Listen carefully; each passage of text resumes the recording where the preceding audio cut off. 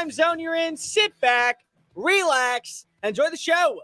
Welcome on into Just Saying It right here on the Sports Map Radio Network. Cole Thompson back in the driver's seat, getting you caught up on everything you might have missed, headed into a fabulous Friday morning action. 800-224-2004. Call on the show. Tell us what you like. Tell us what you hate. Let's be real. You love everything about this show. We know you love everything about this show. And we would love to hear from you, the listener. So make sure you dial on in. 800-224-2004. At Mr. Cole Thompson on Twitter. At Sports Map Radio. You can always download the Just Saying It podcast version of the show on iTunes, Spotify, YouTube, Audio Boom, wherever else you get your podcast listening systems. We got you covered 24/7, 365 days out of the year. And do me one more favor. Make sure that you download the Sports Map Radio app, carry us in your pocket throughout your day. That way you don't miss a second of all of our great local programming. We're also live on YouTube. If you want to give me a follow over there at Mr. Cole Thompson, grow the channel, watch the show every single day. Would love to have you aboard. The wonderful, delightful Michael Hernandez watches the show behind the glass every single day. He's here. He's locked and loaded. We're going to have a fun time. 3 hours that will always fly on by. Much to get to today. Jay Norvell of Colorado State decides to open his mouth and eventually open up Pandora's box this weekend of a hellstorm that will come down with the Colorado Buffaloes. Why saying anything at this point to Deion Sanders is absolutely asinine for most programs in college football. Speaking of Deion, is he destined to go to another school following the 2023 season? Because what he's doing right now in Boulder, Colorado is something promising. But when, of course, money talks, money will be able to get you to go anywhere these days. Speaking of college football as well, Michigan State. We have not discussed the Mel Tucker situation, mainly because of I'm waiting for most information to come out, but it's very evident that Mel Tucker has probably coached his last down in East Lansing. Who are the top names that we should consider as key replacements to come in and eventually take over a program that has potential, has all the upside in the world to be something promising, but maybe just needs a different person at the helm to truly give you an outlook of promise and potential moving forward? NFL, Tua Tagovailoa had another good week this past week. MVP season? Maybe. Leader in the locker room? Absolutely. And Joe Burrow responds to his absolute horrendous performance in week 1. Why teams should target getting a guy like a Joe Burrow in their locker room moving forward. But we begin talking, of course, about Thursday Night Football. Oh, isn't it great, people? Isn't it delightful to have just the absolute dumpster fire that is Thursday Night Football on prime television? Al Michaels looking like the Grim Reaper with his comments. Can't find emotion to save his life. Basically would rather watch paint dry than seeing the Minnesota Vikings take on the Philadelphia Eagles. And I'll give him a little bit of credit. First half of the game, sloppy. Terrible outing from both teams. From Minnesota's inability to hold on to the football, basically having butterfingers for hands. From the inept offense at times in the passing attack from Jalen Hurts and this new version of Philadelphia's offense. But it got better. And the game went on, and Philadelphia, no surprise, they sit off the year 2-0 with a 34-28 victory. But a quarter last night for 364 yards, 4 touchdowns, and finished with a passer rating of 125.8. Another quarterback threw for 183 yards, 1 touchdown, 1 interception, and had a quarterback rating of 98. One quarterback was sacked 4 times. One quarterback was pressured 29 times, and another quarterback was pressured 17 times. You probably think that Kirk Cousins is the one because it's Kirk Cousins of all people that had the 1 interception, had the blundering touchdown. They had a good run game. They were able to punch it in the red zone with Alexander Madison because that's supposed to be the new running back. Kirk Cousins had the better game. Kirk Cousins had the better numbers. Kirk Cousins had the better rapport. Kirk Cousins had the better pocket presence. Kirk Cousins looked like an actual top 10 quarterback last night. And yet somehow, some way, because the society we live in, Kirk Cousins is going to get all the blame and none of the credit that Minnesota had for staying in this matchup. I told you yesterday, Kirk Cousins need to have a good game.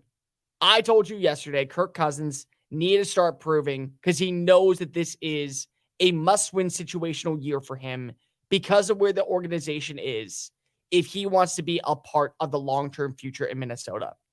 And he did. He had a good game. In fact, you could say he had a great game. And even though we know the stat line, how he has 19 losses in primetime football, how he can't deliver when the lights are at the brightest. Oh, don't worry. He didn't deliver a win, but he did deliver. And he actually had a very good game. And yet somehow, some way, you go on to Twitter, you see people and how they respond with the fan base, how the land of 10,000 lakes looks like a land of 10,000 losers that wants to call out its quarterback, blaming him for the miscues, blaming him for the mediocrity, blaming him for the instability and the inability to find the red zone. And I'm sorry. It's to a point to where it's just getting funny. It's just getting beyond ridiculously funny. Kirk Cousins last night was the reason why Minnesota had a shot in this game. No rushing attack, a makeshift offensive line, receivers dropping balls, fumbles galore, special team ineptness, defensively weak points in defending the run, and the inability to stop deep shots from going downfield to guys like Devonta Smith, to guys like A.J. Brown, to guys such as even Dallas Goedert. And yet Kirk Cousins in the final drive still finds a way to get in the end zone. Kirk Cousins is not responsible for Justin Jefferson dropping a football and it becoming a touchback. Kirk Cousins is not responsible for two blundering plays on special teams. He doesn't play defense. He's not out there trying to make tackles. He's not out there trying to stop DeAndre Swift from having a career day in his first game playing back in his hometown. That's not on Kirk. That's not on him at all. But yet, because you play quarterback in today's NFL, you get all the credit when you win, and you get all the blame when you lose. You do realize that even though he did have a fumble, that was with a horrendous offensive line. There's a play, and I don't mean to call out this guy, because of unfortunately, it ended up being the last play for him. He got carted off. But there was a play where yesterday, Brandon Graham shucks a 300-pound offensive lineman, yeets him in the air, and Kirk has to throw under pressure. You look at Kirk's ribcage, they're probably singing a song that says, "I'm tired and I tried, and I don't care anymore." He takes hits, he takes blows, he takes blunders, he takes belittling, he takes it all. And he does it with a smile on his face, and the guy gets blamed. You cannot help that for every single bad pass that Kirk had last night, there was a bad drop.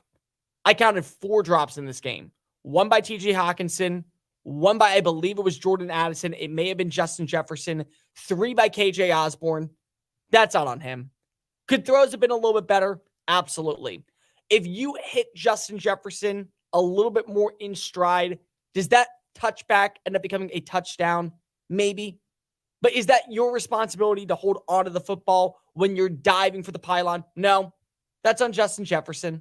Is it your responsibility for the miscues that come on the defensive side of the football? Nope. That's on Brandon coordinator Brian Flores. That's on open field tackling with guys who are veterans like Harrison Smith and Danielle Hunter and countless other players. That's on them. But it's just so prevalent and so evident that you can blame Kirk for everything because of he is the one that is the face of the organization. That's the problem when you play quarterback. And this is why I hate that quarterback stats always say, oh, well, wins are a quarterback stat. No, they aren't. Well, losses are a quarterback stat. No, they aren't. You play as a team, you win as a team, you lose as a team. 4 touchdown passes. 4. He connected on a deep shot to Jordan Addison, who now has his second career touchdown. He found T.J. Hawkinson twice to allow this team to fight back and stay active. He throws for over 300 yards, a second game where he throws for over 300 yards. And I blamed him. I blamed him last week for having the fumbles. Yeah, he had some bad showings at times.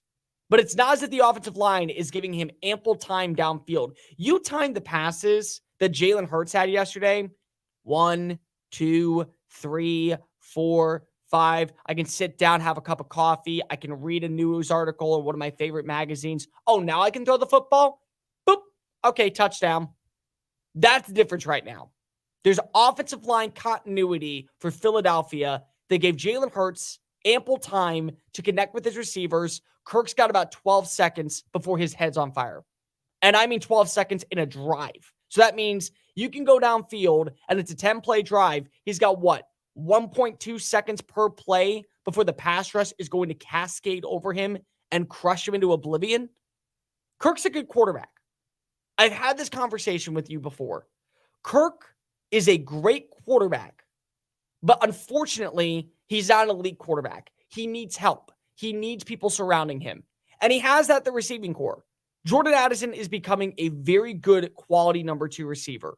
You have a legitimate number 1 pass catcher in Justin Jefferson. You have playmakers in TJ Hawkinson. But you don't have an offensive line, and that's not on him. You don't have a defense. That's not on him. And so far through 2 games, he has 6 touchdowns, 1 interception, over 730 passing yards, and a passer rating of over 105. But yet we want to blame him because it's an easy target. At this point, it's wash, rinse, repeat every single week. You might as well blame Kirk Cousins for everything in life at this point. Gas prices are high. Thanks, Kirk. I can't afford formula for my baby. Thanks, Kirk. My mom has cancer. Thanks, Kirk. Because it's easier to have those kind of conversations because we throw him under the bus. Kirk Cousins last night was not the problem in prime time. He was the only reason why he even had a shot to win the game late.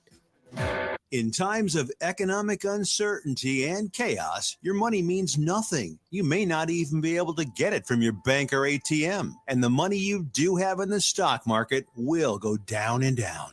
What you can bank on is gold and silver. Gold and silver have been a reliable and trusted form of currency for thousands of years. Gold and silver have never been worth zero, and typically gold holds its value during economic turmoil. Call the Gold Hotline now and learn how to protect your money and your assets with gold and silver. And learn how to set up a new IRA or roll over your current one into a gold-backed IRA.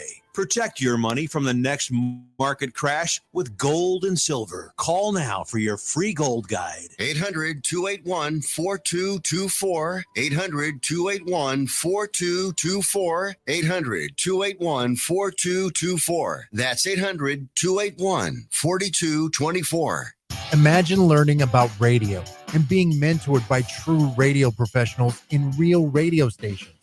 Well, actually, you don't have to imagine, because there's Radio Connection. Radio Connection gives you the opportunity to learn one-on-one and be mentored by radio pros. Plus, you don't have to worry about getting into a crazy amount of debt with school tuition either. Radio Connection keeps their tuition at much lower costs. To find out more info, visit radioconnection.com.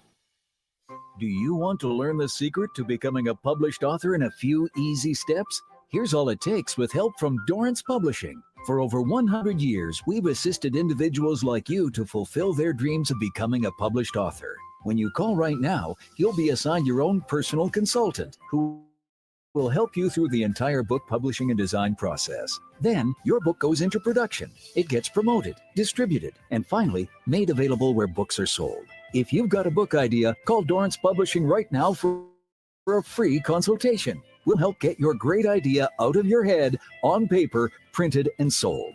It's a free, easy call. We're trusted by thousands of book authors just like you. So don't wait another day. Call now. 800-847-1362. That's 800-847-1362.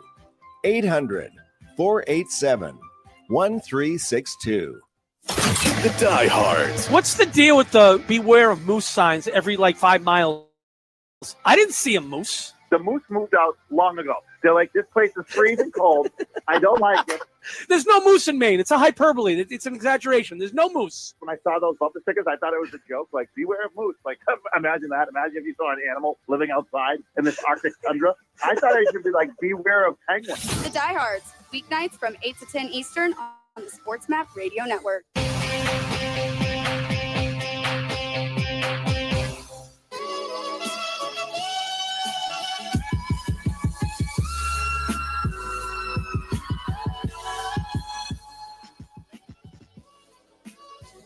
You're listening to Just Saying It on the Sports Map Radio Network. Here's Cole Thompson. I'm not going to spend much more time talking about this because I've already done my entire rant on Kirk Cousins, but I'm just going to get this out of the way. At some point, you're going to have to cut your losses and you're going to have to hit the reset button if you're Minnesota. That's the way that I view this. And at this point, if I'm Kirk, I'm okay if I have to go elsewhere to play. I am. Every single week, it feels like once again, he gets the short end of the stick. Every single week, it feels like he becomes the problem.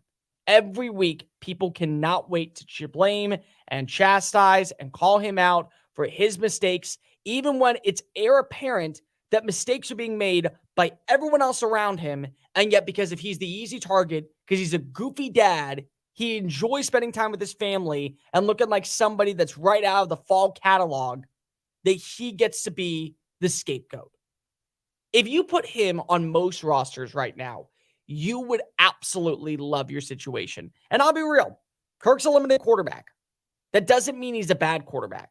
So many other passers in the history of the NFL have had to have exceptional help around them to be successful. Phillip Rivers is a phenomenal quarterback. I love his game. I love what he brings to the table. I love what he brings in the bedroom. I mean, everyone loves that stuff. Everyone knows that. But Phillip Rivers need to have a great run game with LaDainian Tomlinson to get to the AFC Championship game. He need to have an exceptional receiving core throughout his tenure, whether that be with Vincent Jackson, whether that be with Mike Williams, Keenan Allen. He needed guys to be studs for them to be successful. You also have a very stout offensive line and an elite defense. The years where Phillip Rivers was on point, he had surrounding help. And on years where he still put up great numbers, the team struggled. Matt Ryan. Matt Ryan will go down in history as one of the more successful, consistent quarterbacks of the 2010s. He had one MVP season where you had Julio Jones, Mohamed Sanu, a stout offensive line, a very capable running game led by Devonta Freeman, a number one defense, and you found a way to be able to outgain and outwork everybody, and you were the quarterback, so you got all the credit. And you still didn't win the Super Bowl. But Matt Ryan is a very good quarterback in the history of the NFL, but he had all this supporting help around him that brought up his potential. Eli Manning. Eli Manning will get into the Hall of Fame because if he beat Tom Brady twice in the Super Bowl. He had two incredible throws that were just like miracle haymakers from downfield. Screw it, someone's down there, yeet, and he'll get in the Hall of Fame. And I'm not saying Kirk Cousins is a Hall of Fame quarterback at all. I'm not saying that he's ever going to sniff Canton, Ohio. What I am saying is that when you look at all these other passers and how we distinguish them and talk about them in a positive spectrum, you can also say, well, they had great supporting cast around them. You have the wide receivers, and you see it right now. Kirk, through 2 games, has over 700 passing yards. He has 6 touchdowns against 1 interception, 3 turnovers, 2 of which were caused by illegitimate, horrendous pass pro that just knocked the ball loose. 3 turnovers, all in that. I'll give him that. But he also has a passer rating right now, roughly around 114, and he has a completion percentage nearly at 73%.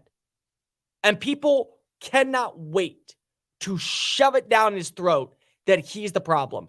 If you are a team that does have a question at quarterback right now, so basically if you're not Patrick Mahomes, if you're not Joe Burrow, if you're not Justin Herbert, Trevor Lawrence, Lamar Jackson, and I would probably just throw in Jalen Hurts and maybe if you really wanted to, Josh Allen, you would love to have a Kirk Cousins on your team. Because if Kirk Cousins is consistent, he is reliable, he does struggle playing in prime time, but part of that's also the team that he plays for. So I'm done hearing this. If Kirk wants to go get traded at the deadline and say the New York Jets are willing to offer a 3rd-round pick, Minnesota, oblige. If San Francisco after this season realizes that Purdy really is Mr. Irrelevant and an irrelevant option for the long run, you're not going to win with the guy in Sam Darnold. Go reunite him with Kyle Shanahan and see the magic happen. Because if Kirk at some point is starting to fall into the punching bag category where his rib cage has already been dismantled and destroyed because of inept offensive line play for years on end, and you might as well continue to make it the punching bag. I'm tired of seeing him get all the blame. I'm tired of seeing him be considered the problem. when a lot of the times he's one of the only reasons why you have a shot of winning a football game to begin with. 800-224-2004. So the other game that was really important with this was Philadelphia. Philadelphia's offense at times was very, very lackluster. And they still put up 34 points. They still found a way to punch it into the end zone on 4 different occasions. With DeAndre Swift, with Jalen Hurts rushing for 2 scores, with him throwing a touchdown pass. They still found a way to win. Philadelphia fans, at times, leading going into halftime, threw down boos at the link. And that just shows you, number one, how much these fans care about their sport, how much they care about the product that they're paying for, but what standard they also hold their team at. You're up by 10. You're up by 10 points at half. You currently are looking like an absolute juggernaut. You get a 61-yard field goal from Jake Elliott to go ahead and put yourself up. What was it? Yeah, 17-7. 13-7. My apologies. So you're only up by 6 at halftime, whatever. And Marcus Johnson is getting booed. He's trending on Twitter because the offense is not looking the same way as Shane Steichen. And that kind of is my problem. You still found a way to methodically march up and down the field in the second half and truly dominate. You still found a way to put up over 400 yards of offense yesterday. You still found a way to pick up 24 first downs, be really consistent on third down, 6 of 14. You still found a way to be able to completely dismantle this run game. This run defense that is whatever you call the Minnesota Vikings. And you're still booing your fan base. It's going to take time. It's going to take a moment. It's not as if you're seeing Jalen Hurts regress to where he can't remember how to throw a football. It's not like you're seeing this run game not feature a guy that potentially can finish with 1,000 rushing yards. DeAndre Swift last night had a career high of 175 yards on the ground in front of his home crowd. He averaged 8.3 yards per play, and the dude had a touchdown. You still have guys who were making deep shots downfield look easy, like Devonta Smith, like, say, a A.J. Brown, Dallas Goedert. And you know how to eat up clock. And you know how to make a defense exhausted and exacerbated. And the problem is that if you play against a really bad offense and you do what you did last night to where they're not going to be able to march down the field and counteract what you just did, you're going to put up back-to-back scoring drives.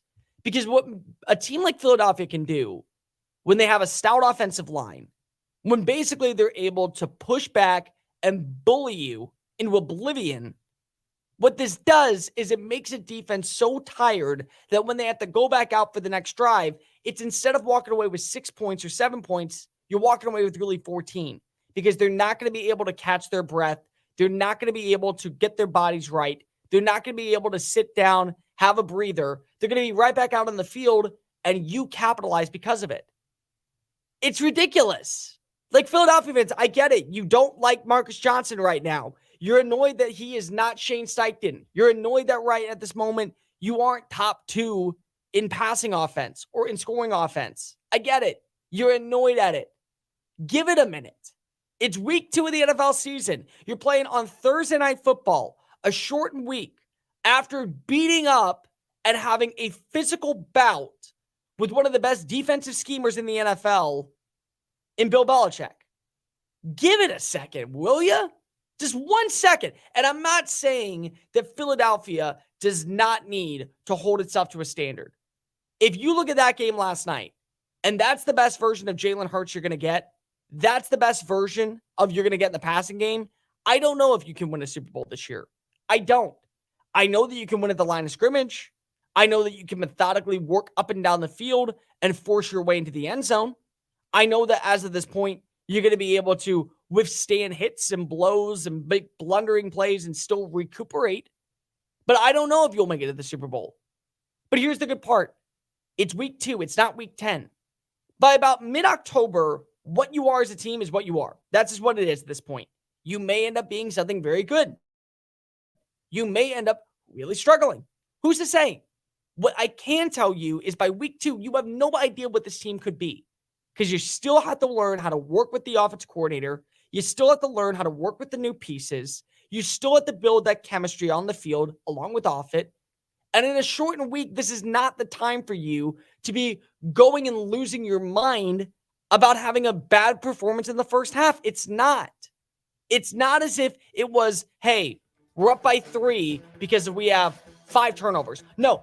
That was what you saw from Minnesota, who had 4 turnovers in the first half. 3 turnovers in the first half, and then another one coming out of the break. That was Minnesota's game, not Philadelphia's game. So Philadelphia, once again, had a good showing. Give it time with Marcus Johnson before you call for his head. Learn how thousands of smart homeowners are investing about $1 to avoid expensive home repair bills. John, a former non-customer, said, "My air conditioner broke and I had to spend $1,900 to fix it." Jeff, a customer, wrote, "My air conditioner broke and I got a new one at no out-of-pocket cost." Mary, a former non-customer, wrote, "My heating system stopped running. I had to spend $3,000 to get a new one." Lisa, a customer, wrote, "My heater stopped working. I got it fixed at no out-of-pocket cost." For about $1 a day, you can have all the major appliances and systems in your home guaranteed fixed or replaced with HSC's home warranty coverage. Call now, and the first month is free. If the lines are busy, please call back. 800-814-5615. 800-814-5615. That's 800-814-5615. 800-814-5615.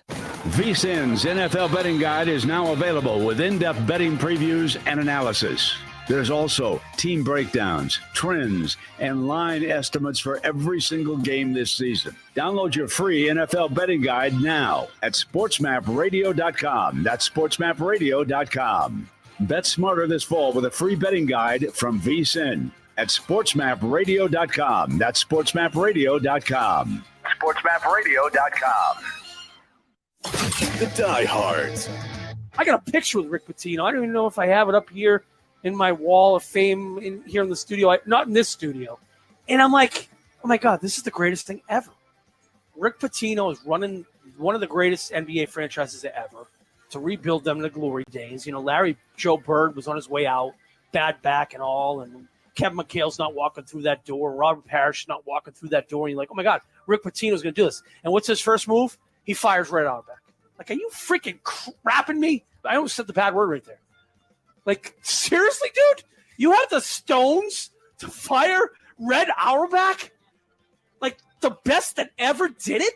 Are you kidding me? But anyway, I digress. Rick Pitino's a clown. You know the emoji?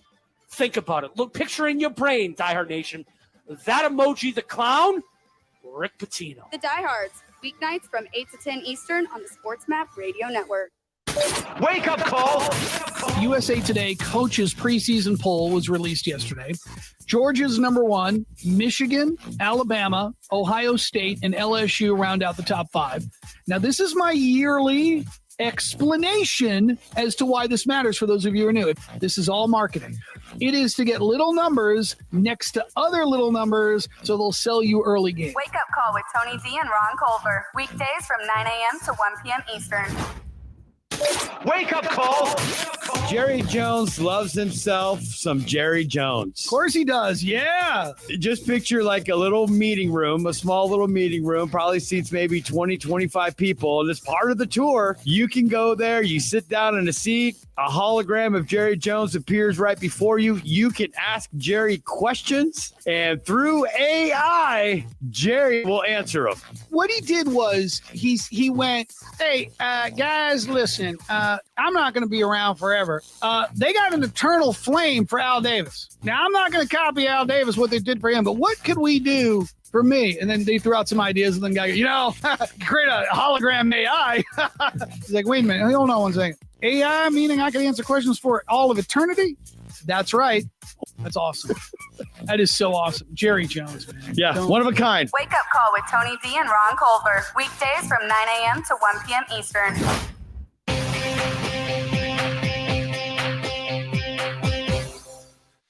It's Friday. So let's look ahead to the weekend and get Cole Thompson's best bets. Place your bets. We got week 3 of the college football season right around the corner. And for those of you who are sickos like me, You need to understand that college football, we only got 13 weeks of it, so might as well enjoy every single breath.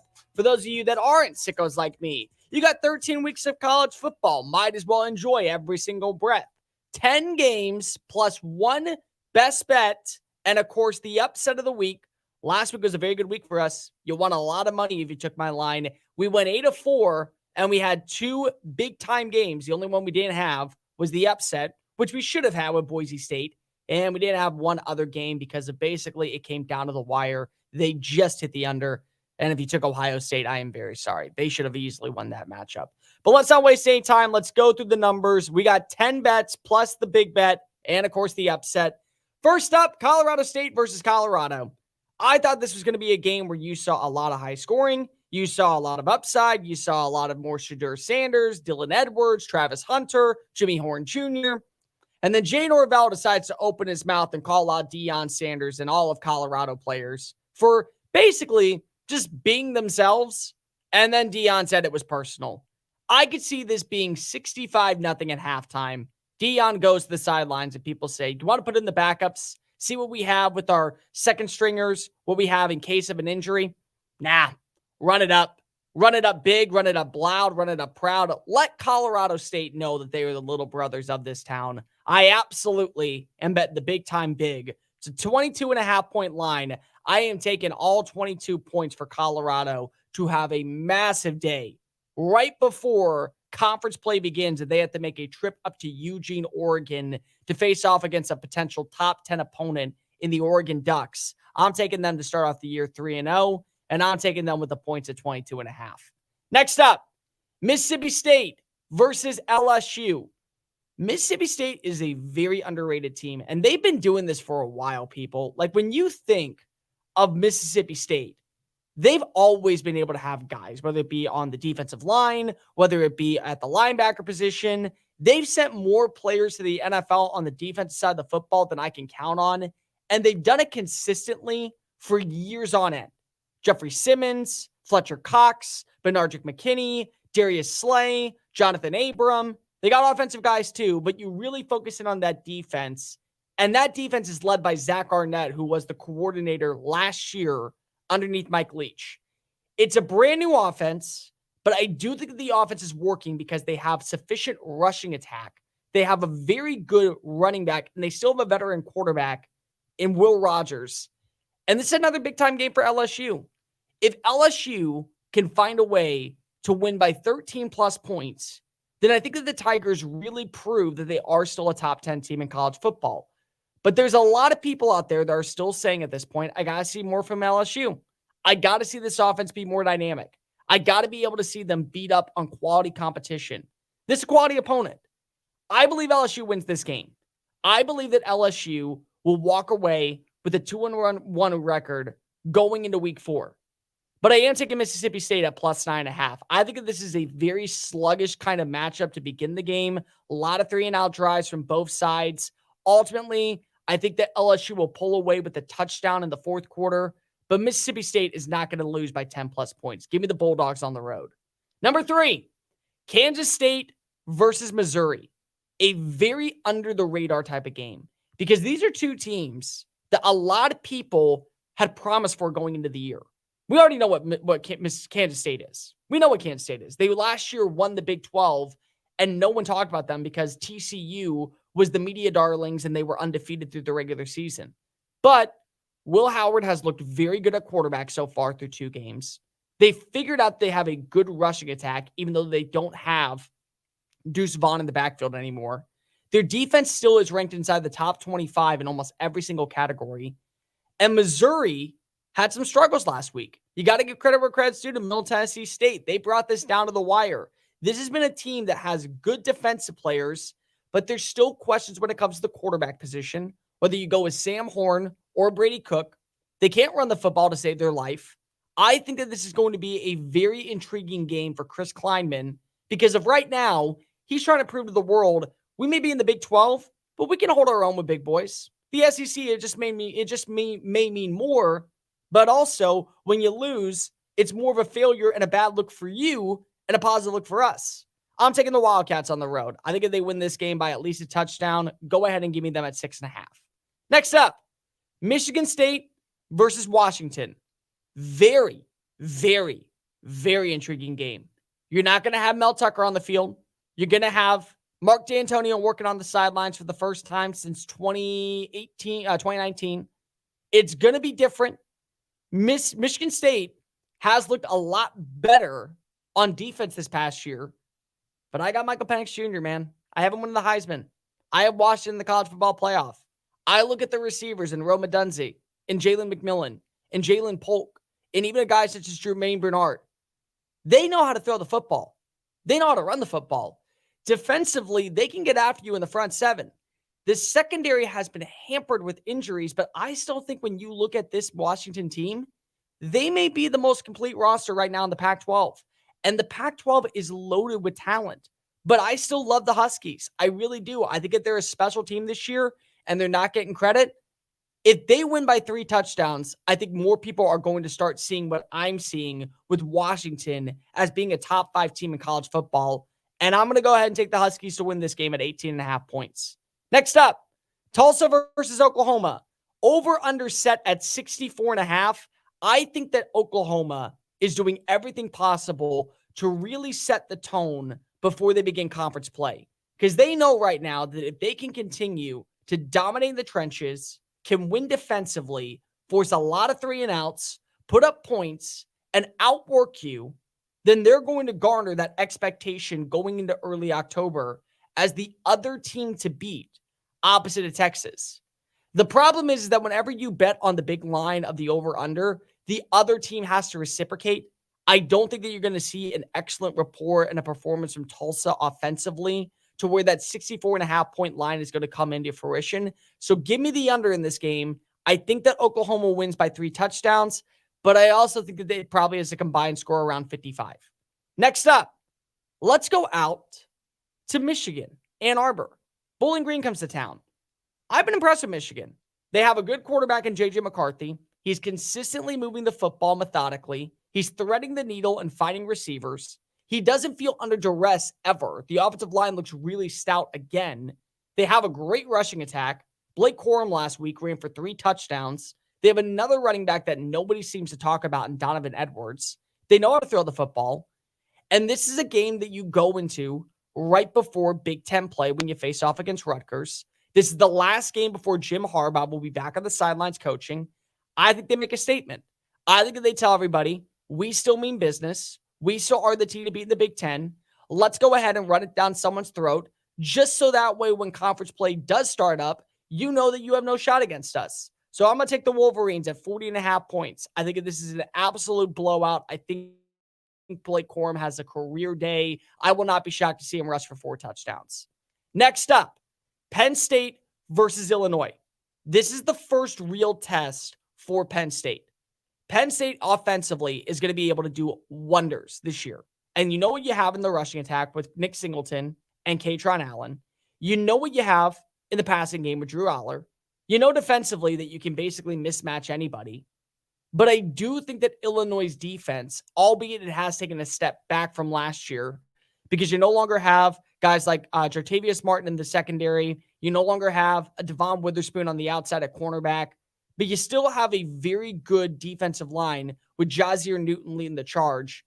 This could be a matchup where you do lose the run game and you have to start seeing Drew Aller deliver a little bit more. So I'm going to take Penn State to win, but I'm going to say that Illinois covers the 15.5 point spread. Go ahead and give me the Illini to absolutely hold this to at least a touchdown game. Next up, Louisiana Monroe versus Texas A&M. Texas A&M's offense has never been the problem this year. It's been their defense. DJ Durkin is probably coaching for his job at this point because of the ineptness of being able to open field tackle has been a major concern. But they know how to put up points. They put up 33 against Miami last week and 52 against New Mexico. Give me the over in this game. It's at 53.5. I think that Texas A&M probably scores roughly around 45, maybe give up a touchdown. So it ends up being 53 right on the dot. I'm going to go ahead and take the over. Next up, South Carolina, 27.5 point underdog to Georgia. I like Georgia in this game. I might change my opinion. I thought that this was going to be the big upset. I do think in the first half, South Carolina holds its own. And then the second half, they start to crumble a little bit. But I'm still going to take the Gamecocks at plus 27.5. And lastly, Western Michigan versus Iowa. I'm taking the under in this one. I can't believe in Brian Ferentz. Even though you add in a brand new quarterback, it's the same play calling. Give me the under 42.5. Best bet, Alabama minus 31.5 over South Florida. Guys, Alabama just got embarrassed to the likes of Texas. They're going to take out their frustration on the Bulls. Even though it's in Tampa Bay, it's going to be a bloodbath. And my upset of the week, give me the Gators to keep up the swamp tradition of beating Tennessee.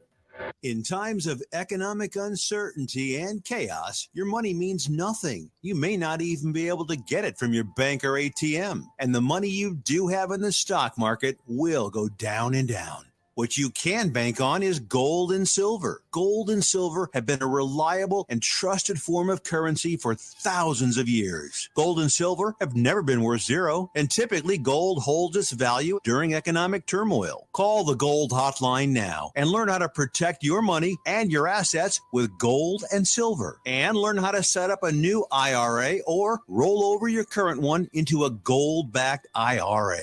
Protect your money from the next market crash with gold and silver. Call now for your free gold guide. 800-281-4224. 800-281-4224. 800-281-4224. That's 800-281-4224. First Name Sports with Greg Frank. Victor Wembanyama says that the NBA is less physical than European basketball. You played 2 summer league games. Victor Wembanyama is kind of calling everybody in the NBA soft. There was already going to be a target on this guy's back. Now I'm sure the first time the Spurs play the Warriors, Draymond's going to remind them, you're in the NBA, brother, and we're not all pansies. First Name Sports, weekday afternoons from 2 to 4 Eastern. Just saying it with Cole Thompson. I had no doubt that Deion Sanders was going to be successful at the collegiate level, mainly because of 3 main things. For starters, he's a former player. He can go ahead and walk into any single household, especially with the defensive back, especially with a wide receiver, any skilled player, and say, you want to go ahead and learn what it takes to make it to the NFL, come play for my roster. So that was a huge advantage, number one. Number two, there are kids who are going to see similar outlooks of what Deion's life was. And the exact same thing they'll try to emulate. So he's going to be able to have that player-coach relationship that truly elevates a style of play, a locker room, a demeanor, because if he's been there before and he's been in their situations before. And number three, Deion knows how to win. That's all he's ever done. That's all he's ever been a part of. He will not settle for mediocrity in any sense of the word. Just saying it. Weekdays from 3 a.m. to 7 a.m.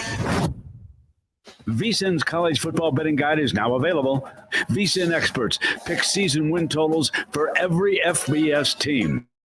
There's also team breakdowns, trends, and line estimates for every single game this season. The full guide is only available for VSiN Pro subscribers, but you can download a free special edition of the guide right now at sportsmapradio.com. That's sportsmapradio.com. sportsmapradio.com.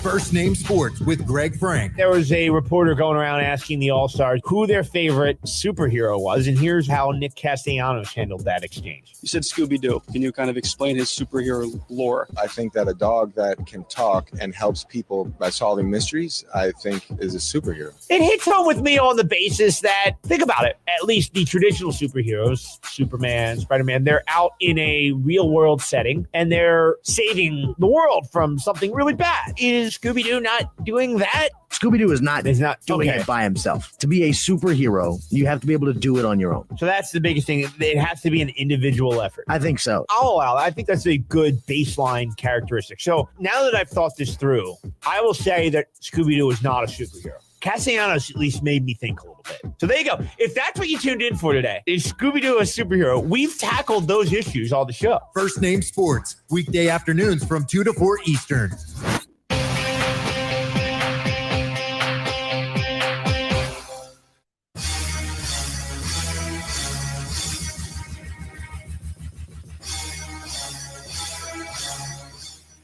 You're listening to Just Saying It on the SportsMap Radio Network.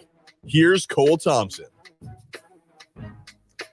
Welcome back into Just Saying It right here on the Sports Map Radio Network. Cole Thompson, the driver's seat, getting you caught up on everything you might have missed. Headed into a fabulous Friday morning action. And let me tell you about my friends over at Splash Sports.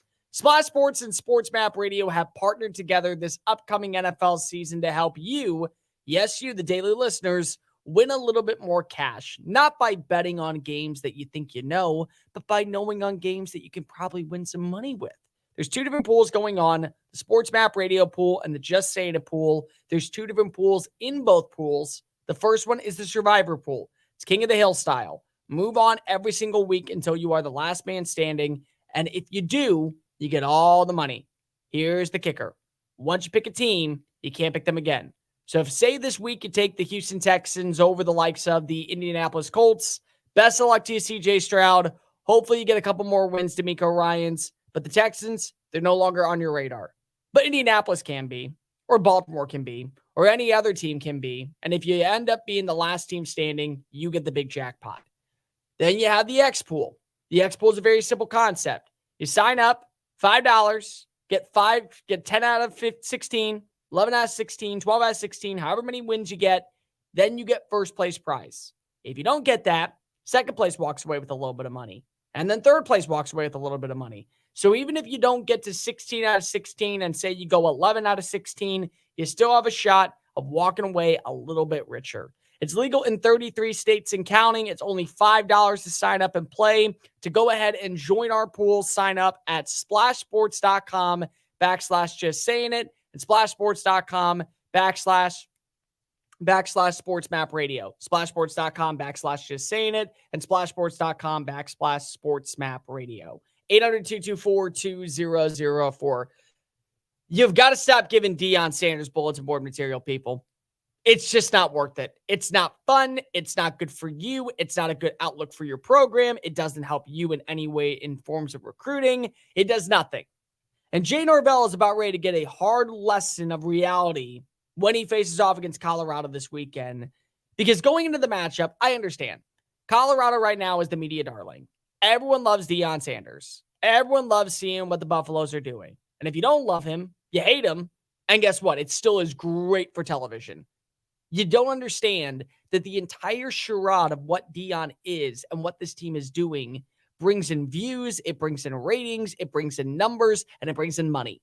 So you're going to see Deion Sanders in Colorado get a little bit more love than any other team right now in the industry. It's why College Game Day is going to Colorado. It's why the Pat McAfee show is suiting up on the sidelines for Colorado. It's why you're seeing Barstool go out there. It's why you're seeing every single media conglomerate make a quick trip to Boulder because they believe that Deion right now is the hottest commodity in the sport. And once you start losing some games, then that ambiance, that little bit of pizzazz wears off a smidge. But again, the guy still is basically the face of college football because of no matter how you view him, he is a subject of conversation. So Jay Norvell had to deal with this past week, ESPN doing all the highlights and doing all of the comments and all of the conversations for game day, and players were sitting down and doing interviews. And he seemed a little bit annoyed that the team was not getting the same type of love. So he took a shot below the belt and said this about Deion Sanders.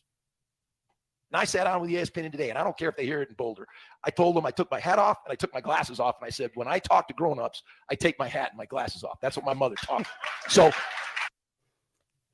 for starters, let's just get this out of the way. If that's a coach's show, how many people were clapping in the background? Like 5, 6? Come on, man. That's not a place to where you're like, oh, yeah, the boosters love me here. No, if the boosters loved you, you would have probably 110 people lined up in whatever bar, whatever restaurant. They'd be sitting there and watching and listening to you because that's what happens at major programs. You have people buy in. They absolutely go and have dinners. They love seeing the coach. They love meeting him afterwards, having a little bit of time because they love their fan base. Yeah, the little golf clap in the background. Yeah, all right, great. Thanks, Colorado State. 9 fans that are out here this morning. The other part that really annoyed me, taking off the hat, taking off the sunglasses. That's an old school thing. I completely get it. And I'm not saying that you don't have to do that stuff, but you ever seen a Jay Norvell interview people? You ever seen him talk to adults in press conferences, in meetings? off the record, all that stuff, he's wearing a hat. There's multiple pictures of evidence of him wearing a hat. And there's a couple of videos with him wearing sunglasses. So you can't say in one breath, oh, I take my hat off and I take off my sunglasses and I go ahead and I make sure that I'm respectful to people. Because you don't do it in press conferences. And there's visual evidence of you not doing it. The other thing is that that's a part of Deion's style. And I can tell you right now, not many people that I know truly care outside of a job interview, which I'm not saying Deion Sanders walked into Boulder and wore his Stetson and a pair of dark Ray-Bans and said, oh yeah, hire me, people. If you don't like this look, I'm not taking the job. Outside of really that, no one cares. No one cares. I go to press conferences every single day, whether it be in Austin, whether it be in College Station, whether it be in Houston, whether it be in Dallas. I usually wear a ball cap because I'm growing out my hair and I don't want my bangs in my eyes. Coaches don't care. The PR staff does not care. The people who work alongside me do not care. If I wear a ball cap, whatever. It's not that big of a deal. So automatically, you're just saying something because it comes off as a terrible look for you. It makes you look minuscule and a little petty in this. Deion Sanders is completely different than everyone else in college football because his pathway to get to Colorado. He started off coaching at the high school level, then takes over at Jackson State, proves that he can win at Jackson State. Let's get that out of the way. It wasn't that, oh, media darling, absolutely wonderful for our ratings. He's going to boost up our boasters. He's going to not be able to produce, but hell, he's a fun guy. It'll be wonderful to be able to add him to the Colorado culture. No, he won at Jackson State. He won double digits 2 straight years, and he played in the SWAC championship twice. So he just didn't take the same pathway of being a graduate assistant to having to be an assistant to a coordinator, to then being a position coach, then going to a small school as potentially a head coach, and then working his way up. It's jealousy. I'm sorry, it is. You're mad that you had to go ahead and grind it out for 40 years to get to Colorado State, and Deion needed 4 to get to the Power 5 level.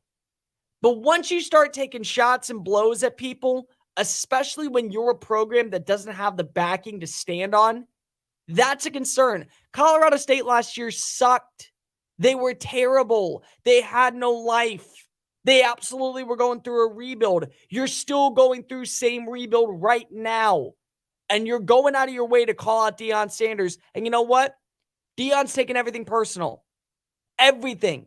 Oh, you counted us out against TCU. Do you believe? Do you believe? Matt Rule makes comments on on Colorado football. Guess what? He lays down the hammer.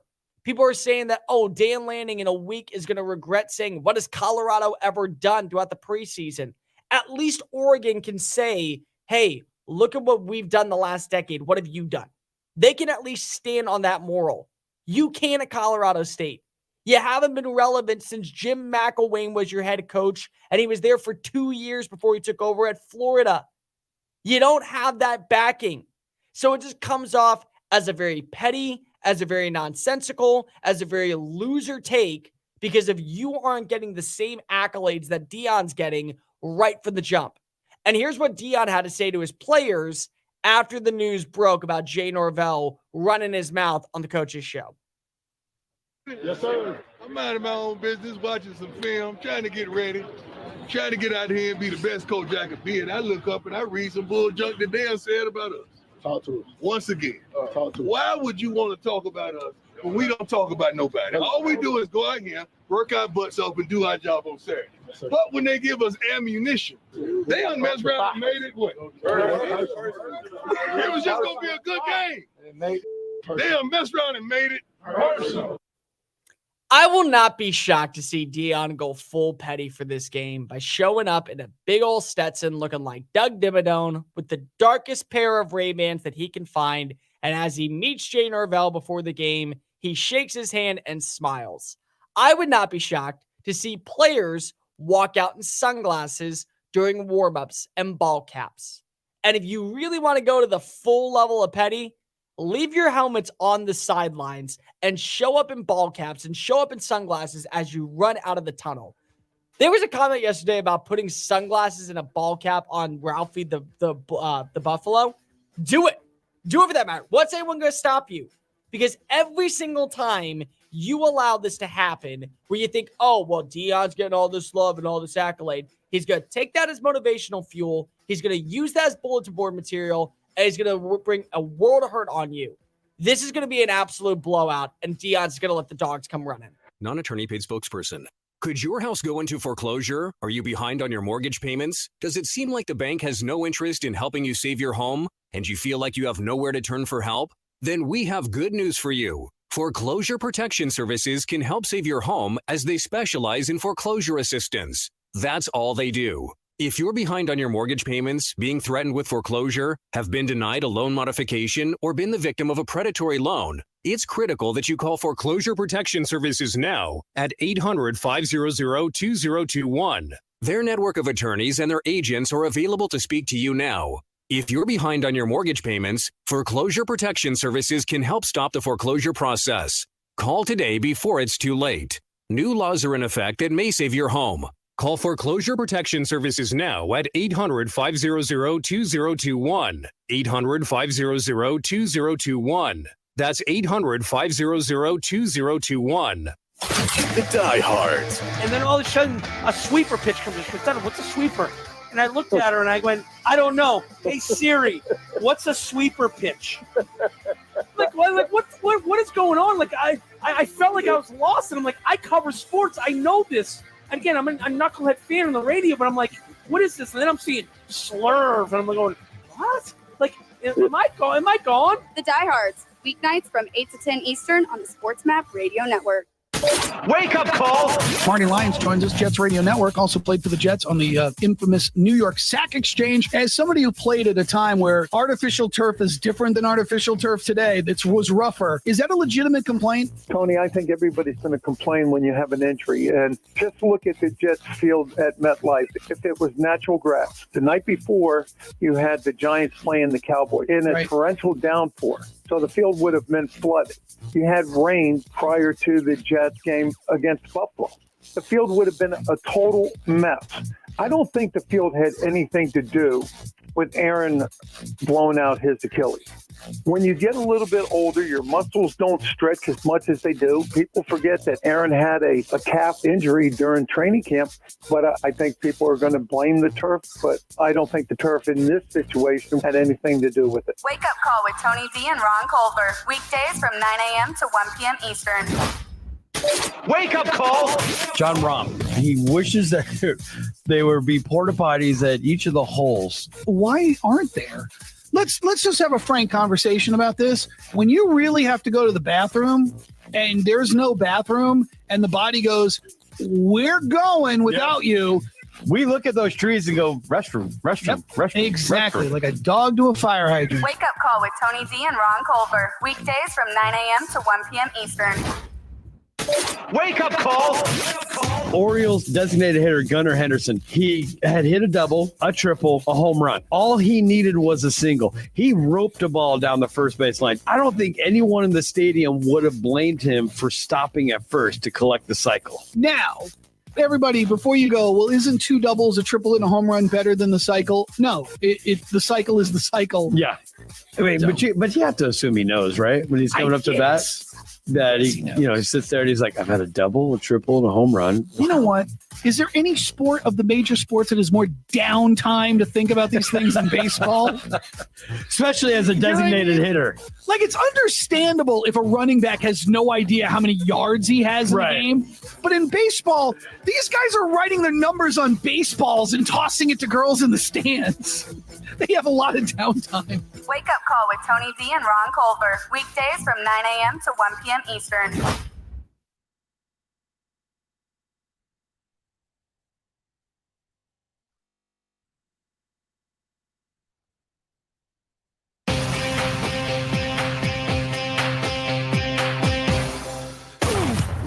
Welcome to Just Saying It on the Sports Map Radio Network. You know what I'm saying? I think you do. Here's Cole Thompson.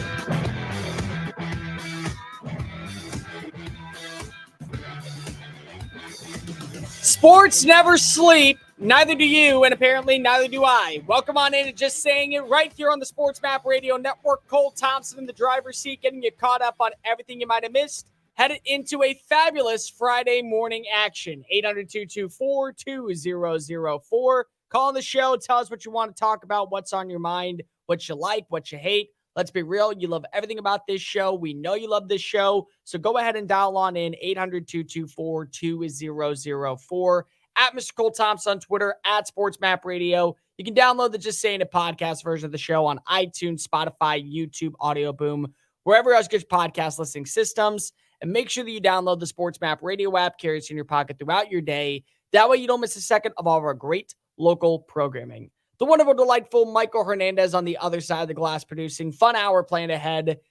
Nick Saban for a while hated the media. Now he's actually giving compliments to him. Why it's important that Saban is saying things about the team that aren't usually being said from most coaches in today's college football. Speaking of college football, Mel Tucker's going to be out very soon at Michigan State. Who are some names that should be on the short list to replace him at East Lansing for 2024? Let's also talk about the upcoming weekend in the NFL. My best bets are around the NFL. You're not going to miss out on that one. And Tua Tagovailoa is looking like an MVP, but he's also looking like a quarterback that most people can believe in as the future gunslinger of your program. But we begin talking about right now, Joe Burrow. Joe Burrow gets paid an egregious amount of money, the highest contract ever given out to any player in the NFL, right before the start of the regular season. And how does he respond? Well, he throws for 82 yards against the Cleveland Browns in a 24-3 loss, and everyone goes and has a comment about Burrow's status of being one of the elites of the elites. Finishes the day 14-31, gets sacked twice, a passer rating of 52.2, arguably the worst game of his entire NFL career. But there's always a caveat with all of this. And the one thing that I will always stand for is how you respond in the face of adversity. Here's what he had to say about his performance and where the Bengals go after starting off the year 0-1. When you have a game like that on Sunday. Were you just kidding about it being related to the bad game? Or was that truly your motivation? A little both. Like I said, long season, everybody's got bad games. That's going to happen. And what makes you who you are and hopefully makes you the player that you are is how you respond to games like that and how consistent can you be afterwards. The thing that I love about Burrow is that he can laugh off things. Like, did you go back and listen to Josh Allen's press conference and how he's saying same bleep, different day, him being the gunslinger, him feeling like he's throwing in the fourth quarter of the Super Bowl. He only knows how to play hero ball.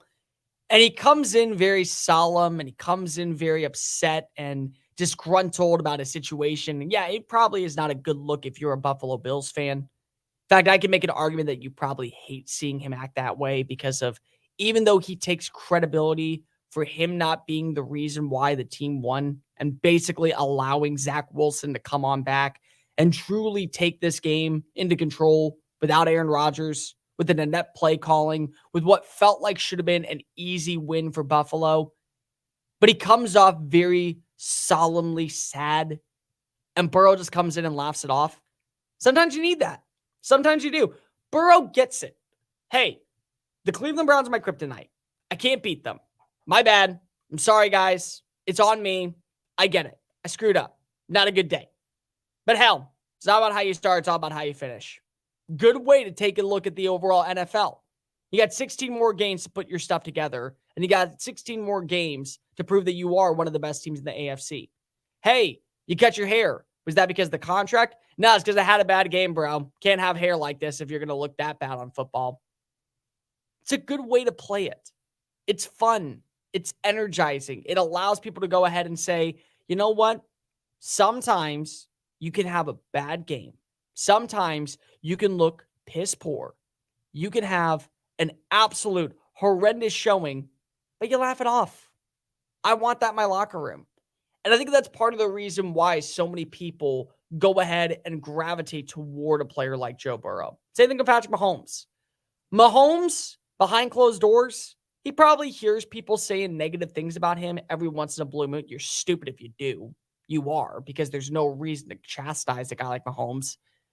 But in the public eye, he's never going to let it sweat. He's never going to allow anybody to let him know how upset he is or how disgruntled or frustrated he is at his performance, because if he knows it's a bad look, he knows that you're not going to be able to celebrate that with teammates. And if you put on a bad face, the team's going to put on a bad face.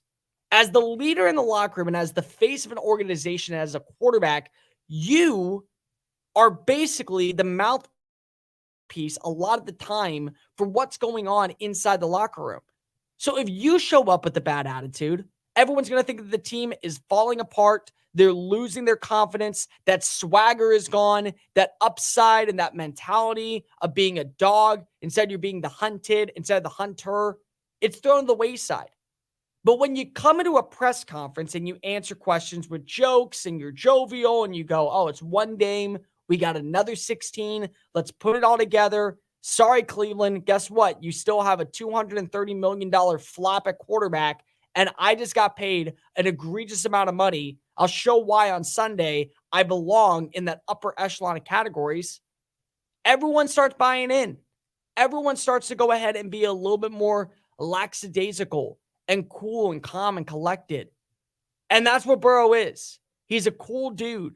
He basically dresses to the nines whenever he goes into press conferences. His nickname is Joe Shiesty because of he's got that swag to him. He's just got that poise and that demeanor, and people gravitate towards it. You have performances like that, most of the time, internally, you're screaming at yourself, and you should. When I have a bad radio show, I'm driving home, and I get frustrated. Oh, good God, why did I say that? Oh, my God, why did that come out of my mouth? How did I have that bad of a take? What was I thinking doing any of those things? But you know what? In front of the camera, you're never going to hear that. For the microphone, the mic gets hot. Guess what? I act like I am the smartest person in the room because if I have to. Because the second that I don't believe in what I'm saying, why would you? Why would you buy into what I'm doing? Why would you think that anything that I'm saying is worth listening to? If I act sad and I act solemn and I act like I am just a loser who has an opportunity to speak to you every single day, you'll tune me off right now. Some of you just tune me off already because you don't like my takes. But part of the reason why most of you probably listen is I come in with confidence. I come in with the poise. I act like I know what I'm talking about. And I give you entertainment for 3 hours. That's what you do. That's what you sign up for. I give you opinions. You may not agree with all of them, but at least you can say, this kid's got facts. He's bringing up nonsense. He's not saying just random crap to be able to go ahead and push through the day. He's earning it. He's honing in on it. And that's what Burrow does. Burrow knows that performances like that are unacceptable, not because he just got paid to be the richest player in the NFL, but because if he is the quarterback of a championship caliber roster and a team that's been to 2 AFC championship games in back-to-back years and a Super Bowl that he probably could have won if the offensive line play was better. That's what Burrow is. So you come in, you rub it off, you throw it to the wayside. New week, new me. I love it. I absolutely do. And teammates probably love it. And probably people in the locker room and coaches love it. And probably everybody in the building says, that's what we need as a leader. It's not about a one-game performance. The second that you allow your emotions to ride on your sleeve, you collapse. You fall apart. People stop believing in you. They don't care anymore. And everyone is going to be a critic of you in life. That's just the way it is. I can tell you right now, I've had opportunities come my way that have been passed up on me. You think that really bothers me? Absolutely, it does. You think it bothers me that there's times where I know that I'm not given the opportunities in life that I think I deserve? For sure. Do you think I'm ever going to let that be shown on air or when I'm in the public eye? No. Because if I do that, why buy into me? Why buy into what I'm saying? Why believe any of that stuff? Because if it's clear that I don't believe it, why should you? Burrow doesn't do that. And because Burrow acts with just such a cool, calm demeanor, people gravitate towards it. People love it.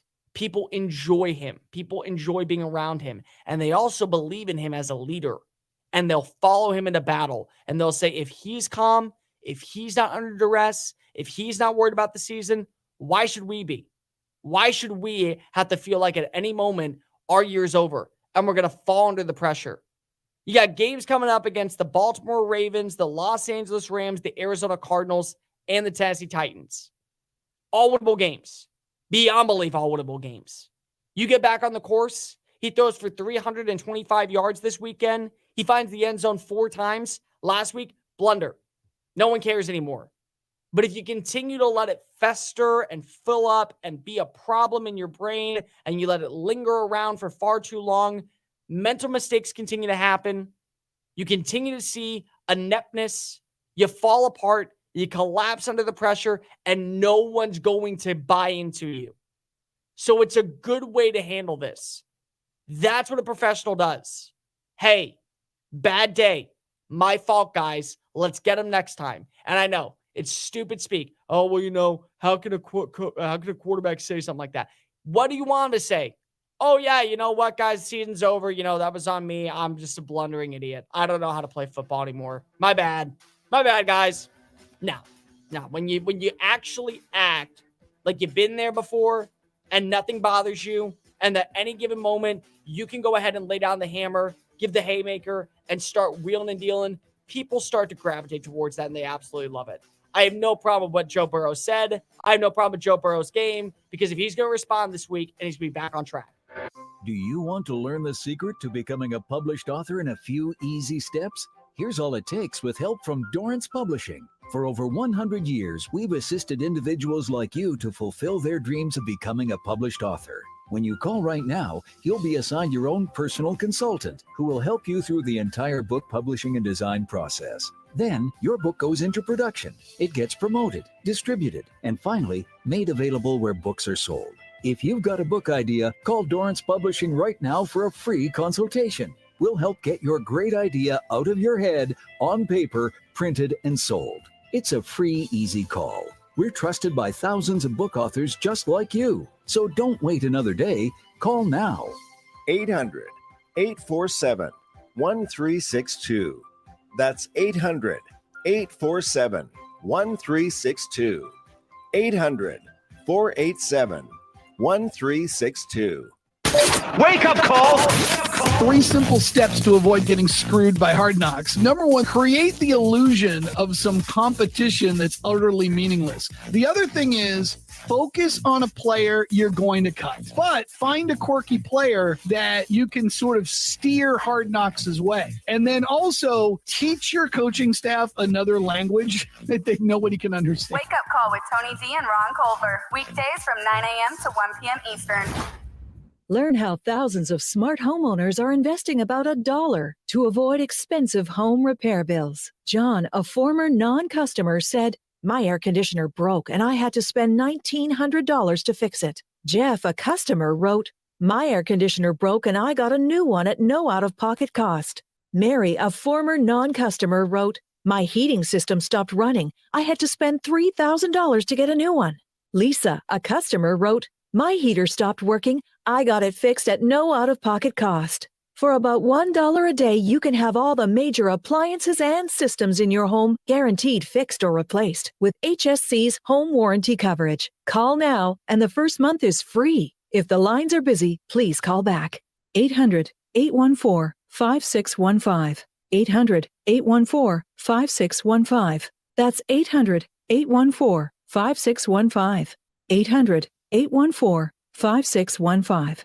First Name Sports with Greg Frank. It is the last day that Daniel Snyder owns the Washington Commanders, one of the worst owners in professional sports, with the amount of crazy things that have happened in that organization off the field and the lackluster product on the field. It all comes from the same toxic root of this guy's ownership. So congratulations, Washington Commander fans. It's only up from here. First Name Sports, weekday afternoons from 2 to 4 Eastern.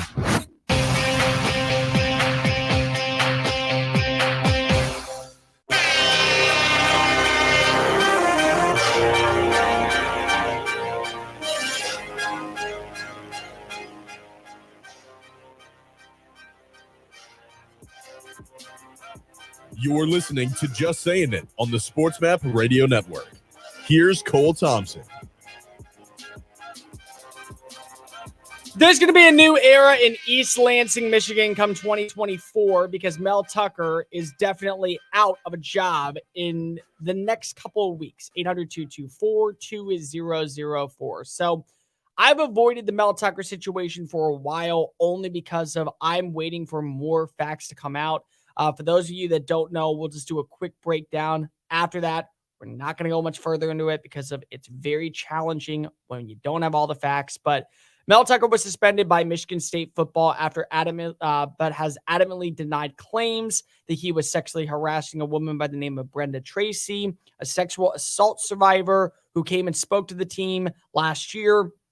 And went a little bit more into detail.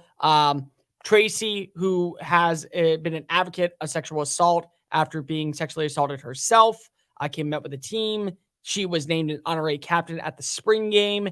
And according to multiple reports, the relationship outside of football took a turn for the worse.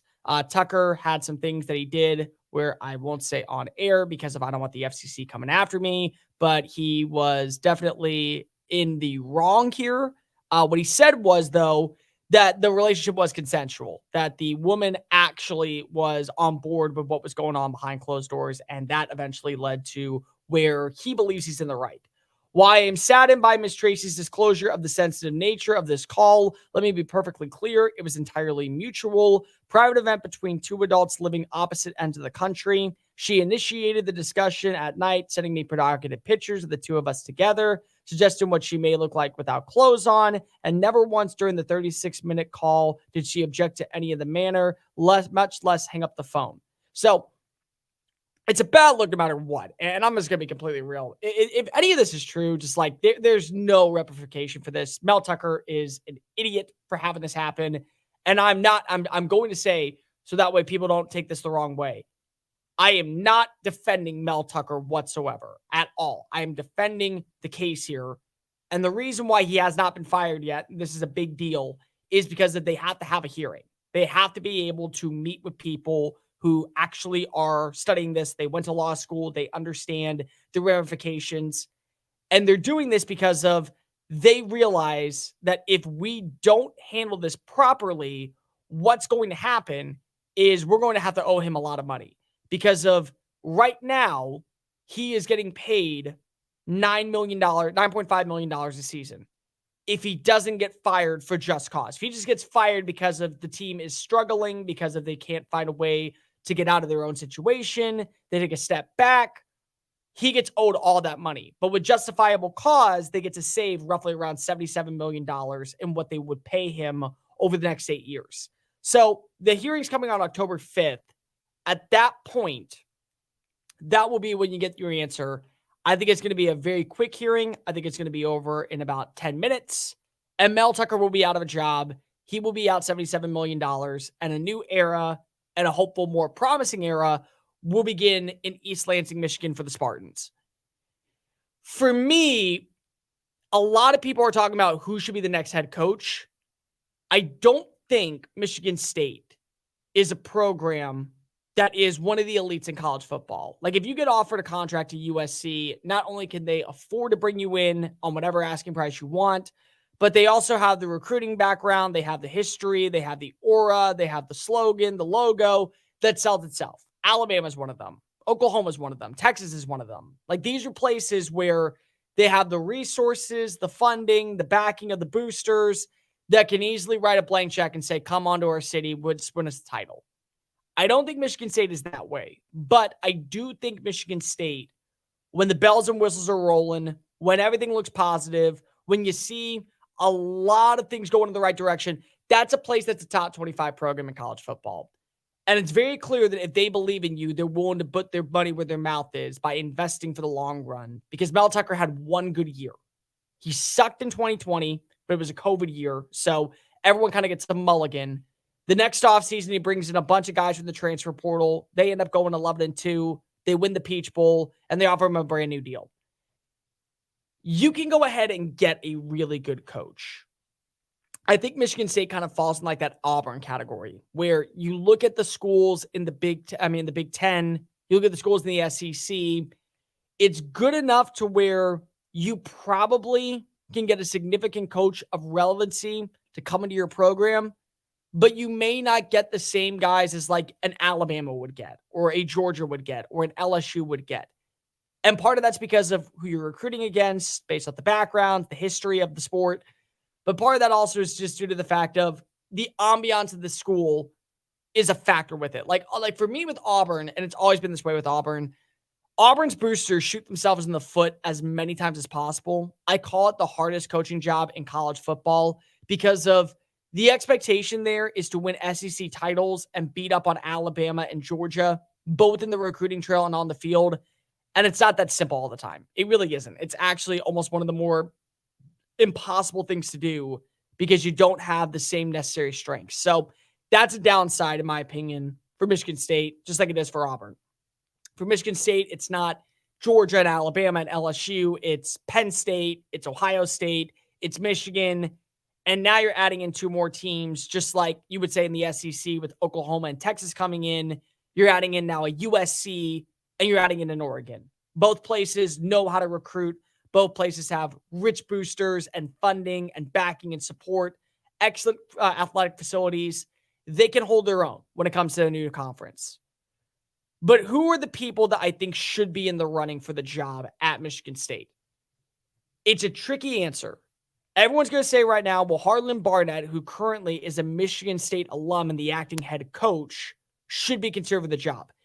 Yeah, if he goes like 9-3. If he gets the team to 10-2 or 9-3 and they end up beating up on, say, a Washington this weekend, or you hold your own against a Penn State, or you upset Michigan, then yeah, I will say you probably at least deserve a look. But just because you're an alum means nothing to me. It doesn't. There's no reason why, the culture and the background, and he was here for that.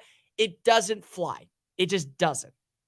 Now, there's 2 ways to look at it if you are Michigan State. Really 3. You can go with the hot name. You can go with the guy who is an up-and-comer who's proven himself at the Power 5 level, an already established head coach.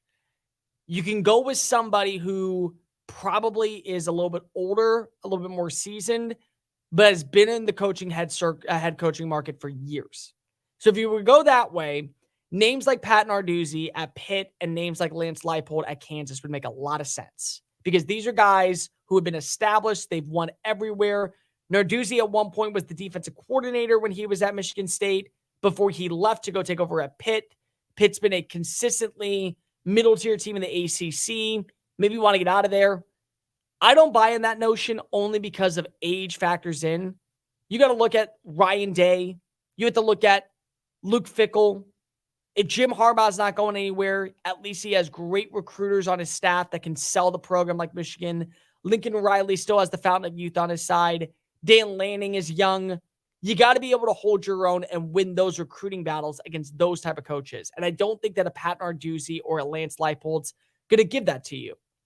You could go for the hot young up-and-comer or a guy that's been established who's a little bit on the younger side. That'd make a lot of sense. The 2 names here that make the most sense to me is Chris Klieman at Kansas State and Mike Elko at Duke. Kleiman's won everywhere. He was a 4-time national champion when he was at North Dakota State. He comes in and he replaces Bill Snyder, and he doesn't miss a beat. Last year, Kansas State wins the Big 12 for the first time since 2003. And once again, they look like they're going to be a legitimate threat to post up against Texas in 2023. So I think that he'd be a really good fit. He is 55, so the ageism maybe factors in, but I still believe that he is a guy that people would buy into. They would say he is a hot commodity. Why would you not want him on your staff? And Mike Elko's been a recruiting whiz everywhere he's gone, from Wake Forest to Notre Dame to Texas A&M. He's winning right now at Duke. I could see an opportunity to where if Michigan State sees the success and the improvements on the offensive side of the football, and you still bring on the same staff and you know what he is as a recruiter, that's a name that you target. And it would make a lot of sense because of he's proven it at a lesser tier school and he's brought them beyond relevancy. What could he do with a program that doesn't need as much relevancy as before? The other way to go about this is hire the hot offensive or defensive coordinator. And there's 3 names that come to mind for me here. The first one is Sharon Moore at Michigan. Because if Jim Harbaugh is not going anywhere, he's not going to sit and wait in the wings forever to get his opportunity. And the best way to go ahead and give yourself an advantage is by taking away a person who's on a staff that is your rival in your competition. Another name is Alex Atkins. He's the offensive coordinator at Florida State. He's done an exceptional job of building up that offensive line. And we've seen before where guys who aren't play callers get head coaching jobs and they've been successful. Dan Lanning is a perfect example of this at Oregon. And the last guy out there is Sean Lewis, who right now is the offensive coordinator at Colorado. He's already been a head coach at the level before. Why can't he do it again?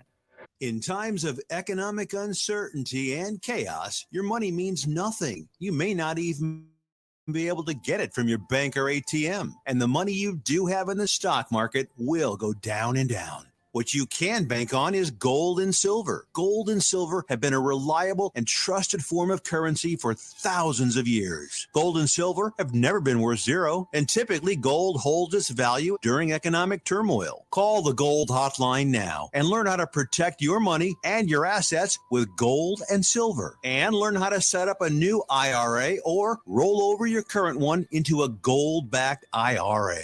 Protect your money from the next market crash with gold and silver. Call now for your free gold guide. 800-281-4224. 800-281-4224. 800-281-4224. That's 800-281-4224. VSiN's NFL betting guide is now available with in-depth betting previews and analysis. There's also team breakdowns, trends, and line estimates for every single game this season. Download your free NFL betting guide now at sportsmapradio.com. That's sportsmapradio.com. Bet smarter this fall with a free betting guide from VSiN at sportsmapradio.com. That's sportsmapradio.com. sportsmapradio.com. The Boss and the Gloss with David Gow and Carla Dawson. Joining us on the Progressive Insurance guest line is the head coach of the Roughnecks in the XFL and former NFL head coach of the Broncos, Bills, and Cowboys, Wade Phillips. Wade, thank you for joining us. Great to have you on. Yeah, you bet, Dave. Thank you. How about them Cowboys, though? How about them Cowboys? What was your reaction to that dismantling of the Giants? And that was a very stout performance by the Cowboys defense. Well, defense, it took a long time, I guess, some of my stuff to work, but it seems to be working now. So it took 10 years to get it going better, but it really went well. No, Dan Quinn is a great coach. Yeah, I think he's an outstanding coach, and part of that is utilizing the personnel and those people that attack, and he's an attacking coach. The Boss and the Gloss, Monday nights from 6 to 8 Eastern. The diehards. There's a lot that think they're the king, you know what. And those shows out there are awful. Yeah, but I've also been very good at grooming co-hosts to be like really national spectacular talents.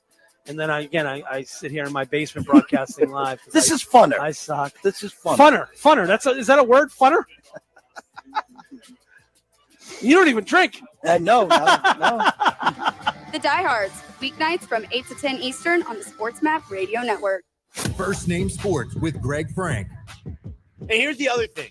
You have Mookie Betts and Freddie Freeman in L.A., Bryce Harper in Philly. You have star players in big market teams on display. And it's weird how we're saying this with both of the teams in New York being terrible. If you're Rob Manfred, if you're Major League Baseball, I think you have to be very optimistic about the kind of postseason we might get. I think we got that to an extent last year, where you had obviously the Astros and the Yankees, and they butt heads quite a bit in the playoffs recently. You had plenty of star power with the Phillies and the Padres in that National League Championship Series. And so it all came together really well, where you had a bunch of stars on display in the baseball playoffs. And gosh, the way Mookie Betts and Freddie Freeman are hitting the baseball right now, and the way Bryce Harper has had a power surge lately for the Phillies, you have all these guys that are still saying, I'm still him. First Name Sports, weekday afternoons from 1 to 4 Eastern.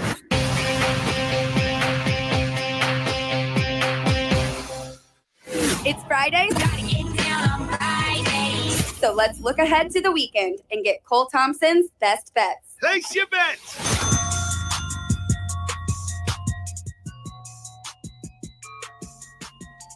As we're doing throughout the entire NFL and college football season, we're going to give you our best bets for both leagues. You're going to want to pay attention. We are partnering up with Splash Sports this upcoming year, and all the bets that I make on this show are the same ones that I am making on Splash Sports. Last night, you had a big-time win by the Philadelphia Eagles if you took the points at -7.5. Sorry to break it to you, folks, but you lost by 2 points. So congratulations to those that said the Minnesota Vikings were either going to get the under or they were going to get the win outright. So let's not waste any time. Here are my bets for the remainder of the week. Michael, start the music. First up, Detroit Lions versus the Seattle Seahawks. Home opener at Ford Field. CJ Gardner-Johnson is telling fans to wear ski masks, the blue, pull it on down on third down, make highlight plays. We mean business. We are here. We're not going to go away quietly. I look at Seattle right now. I think Seattle is going to be fine in the long run. I don't doubt that they won't make the playoffs as of this point, but they are going to be without both of their offensive linemen at tackle. Abe Lucas was put on the IR earlier this week. Charles Cross is dealing with a lower body injury. That's going to be a field day for feasting for Aiden Hutchinson. You already know what the passing attack looks like. It's only going to get better. I think that they will utilize Jahmyr Gibbs a lot more in this game. Give me the Lions to win at home. They start off the year 2-0. Next up, Kansas City versus the Jacksonville Jaguars. This is going to be a back-and-forth blow, people. Like, I would not touch this line if I don't have to, mainly because of when you look at the way that the connection of Calvin Ridley and Trevor Lawrence has been, that's going to be a mismatch for a lot of different cornerbacks in coverage. But I think getting back both Chris Jones and getting back also Travis Kelce potentially for this game is going to open up the passing attack. You have your reliable security blanket if you're Patrick Mahomes. And I still got questions on this Jacksonville defense. Go ahead and give me Kansas City to get this win. Next up, Chicago travels to sunny side of Florida to take on the Tampa Bay Buccaneers. I don't know what to make of the Bucs. Like, there were so many blundering mistakes that allowed Tampa Bay to come back last week against Minnesota. Do you see those same mistakes happen? And at the same time, what version of Chicago are we getting? Are we going to see a more dynamic passing attack from Justin Fields? Are we going to see the run game be able to produce at a high level with Khalil Herbert and Roshan Johnson? Are we going to be able to see players such as Darnell Mooney and Chase Claypool make plays? I'm cautiously optimistic. I don't think that the Bears are going to be anything this year anymore. I can't buy them as a playoff team anymore, but I do think that they probably get this win. I'm going to take the Bears over the Tampa Bay Buccaneers. Next up, Cincinnati goes home. They open up the year against Baltimore. Baltimore's got issues, people. Baltimore's got injuries galore. No Tyler Linderbaum. He's out. No Marcus Williams. He's out. Marlon Humphrey, game time decision. Mark Andrews, game time decision. You don't know what you're having in the pass rush. You don't know what you have with OBJ entirely. You don't know what you have in the running game. And I know that people are a little low right now on what you saw for the performance last week against Joe Burrow. He struggles at the start of the year. He's never had a good week one. You know that he also doesn't play well against Cleveland. I think he rebounds this week. I think he shows why he was deserving of getting that massive contract. I'm going to take Cincinnati, and they're going to start off the year 1-1, just like Baltimore. Next up, Houston versus Indianapolis. The Young Guns on the field. CJ Stroud versus Anthony Richardson. Richardson actually looked really good in his first start. Yeah, he had one blundering play that led to an interception, but in the same breath, he also had a lot of good throws. His poise in the pocket seemed really well, but Houston does have a very stout defense that didn't get enough credit last week against Baltimore. They also have a quarterback that you can believe in CJ Stroud. The moment didn't look too big for him, and this is going to be played at NRG Stadium. Back and forth, low-scoring game. Wouldn't touch the line if I had to, but straight up, I will take the Indianapolis Colts to begin the year 1-1 over the Houston Texans. There's too many injuries on the offensive line, and there's questions with both safeties and Jimmy Ward and Jalen Petrie probably out, to where I can't fully invest and believe that this version of the Houston Texans is going to be able to get a win. Next up, Washington versus Denver. Denver needs to rebound big. Denver needs a huge day. They might get a blessing by getting back Jerry Jeudy. They might be in a good headspace to where, you know what? We played close against a divisional rival. We can respond. It was not a good showing last week from Washington. Like, you can't sell me that the Commanders had an excellent game plan against the Arizona Cardinals. The Cardinals probably should have won that game, but they had too many mental errors on the final drive that allowed Washington to hold on to a 17-16 win. I don't think it happens this week. Give me the Denver Broncos and Sean Payton to get his first win as the brand new head coach. Next up, New York Giants versus the Arizona Cardinals. This is going to be a weird game. It's going to be really, I don't know what to expect. If we get the version of Daniel Jones and Saquon Barkley and that offensive line, you know this is going to be another one of those close calls to where Jonathan Gannon will say, well, best of luck, boys. We almost had it. And maybe they actually do have it in this game. I'm not sure. I will take the Giants because if I like their talent, and I don't think what you saw against the Dallas Cowboys is going to be exactly the same song and dance every single week. But it's a very hard sell for me. I could see this being a toss-up matchup. Next up, Green Bay versus the Atlanta Falcons. This is, in my opinion, potentially a playoff push game. Because if I could see both these teams finishing off the year 10-7, where they don't win the division, but then you look at the tiebreakers, how they play in divisional games, how they play against each other. And if they're tied, whoever would win this game ultimately would pull away and they would get in the playoffs. I like Jordan Love. I like this young receiving core. If you get back a healthy Christian Watson, that opens up the vertical passing attack as well. I think that you're going to really have to trust the passing game. You may not have Aaron Jones because of the hamstring injury he suffered last week against the Chicago Bears. I like what I've seen from Arthur Smith, but I'm going to go with the Packers in this one. Next up, San Francisco versus the Los Angeles Rams. Another intriguing game. Honestly, Brock Purdy has the weaponry, but you got the scheming of Sean McVay. That mental wizard can basically dial up whatever he wants, and he finds ways to be successful. I could see this actually going down to the wire, but straight out, I'm going to take the San Francisco 49ers. I like their offense more. I love their defense. I know what I'm getting in Brock Purdy. Just basically don't have a turnover. Guess what? We'll be fine. Next up, Buffalo returns to Orchard Park for their home opener against the Las Vegas Raiders. Early kickoff for Las Vegas. Going to be playing on the East Coast. Is this a game where Josh Allen responds? Did he learn enough this past week to go, dude, if I continue to struggle, my ass is on the line. I know I'm in a hell of a lot of trouble this year. And Buffalo knows that they need to respond adamantly. I think this is a blowout game. I think that Buffalo comes out and they start swinging. They realize how important it is for them to start off the year 1-1 and not continue to have festering, blundering mistakes. I go ahead and take the Buffalo Bills. Next up, Chargers versus Titans. Titans, Tannehill's got to do something, man. 3 interceptions, a career low in passer rating, and overall just swallowing, undermining performance. Going to be a big deal. I think the Chargers, though, they have the offensive talent. Defensively, they should match up well in the receiving game.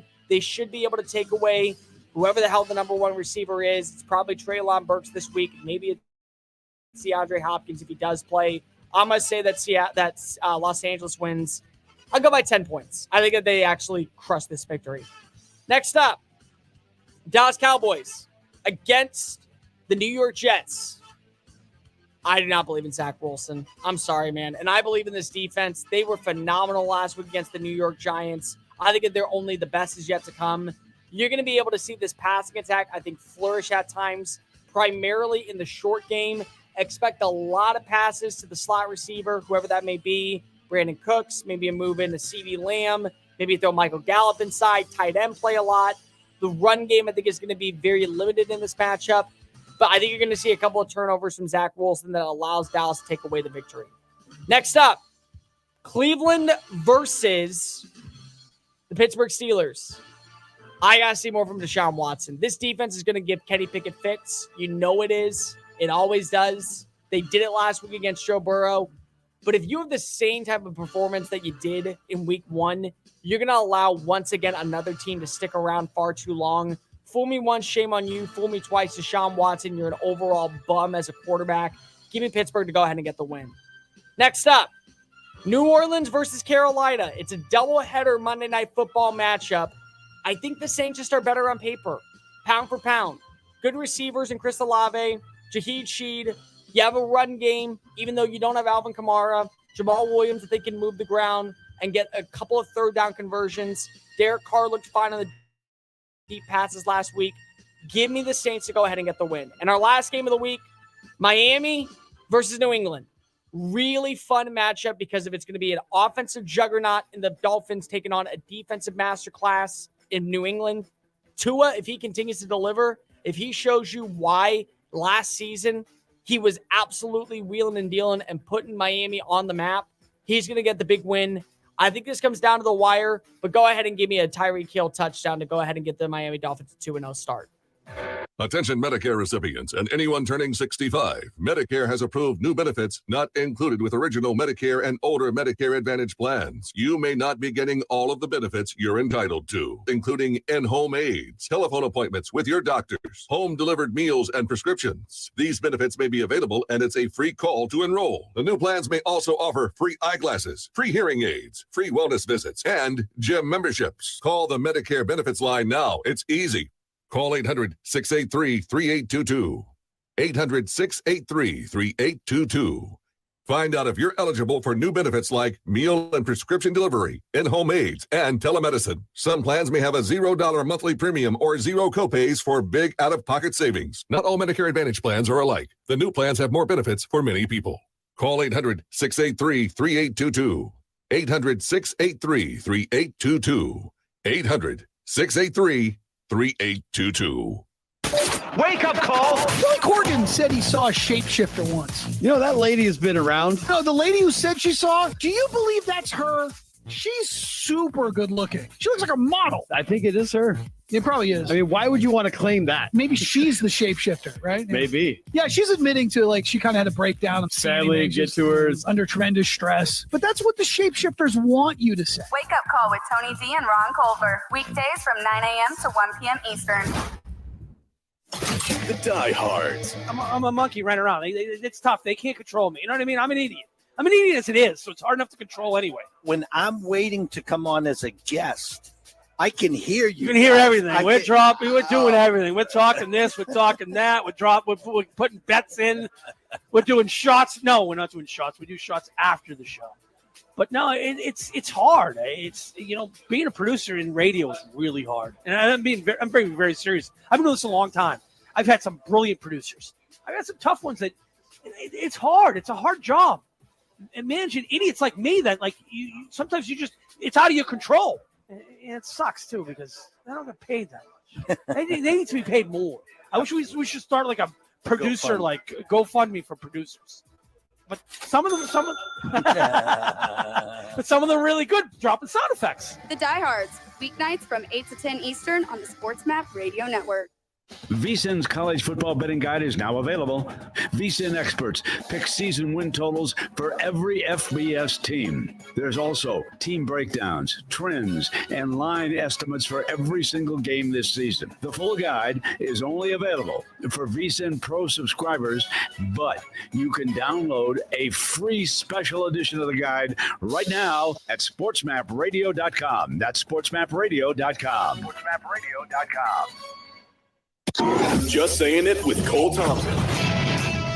Everyone should be wanting more expansion in the likes of professional sports. And I don't know if it just means in the MLB, the NHL, the NFL, but expansion is good for multiple reasons. Let's start out with the first thing. In terms of location, to be able to have an expansion team, it allows you to be able to build a foundation for your city. Number two, talent-wise. There is so much talent in minor league sports that we continue to see players waiting for their opportunities to go ahead and make it to the professional level. We keep waiting for an injury to happen.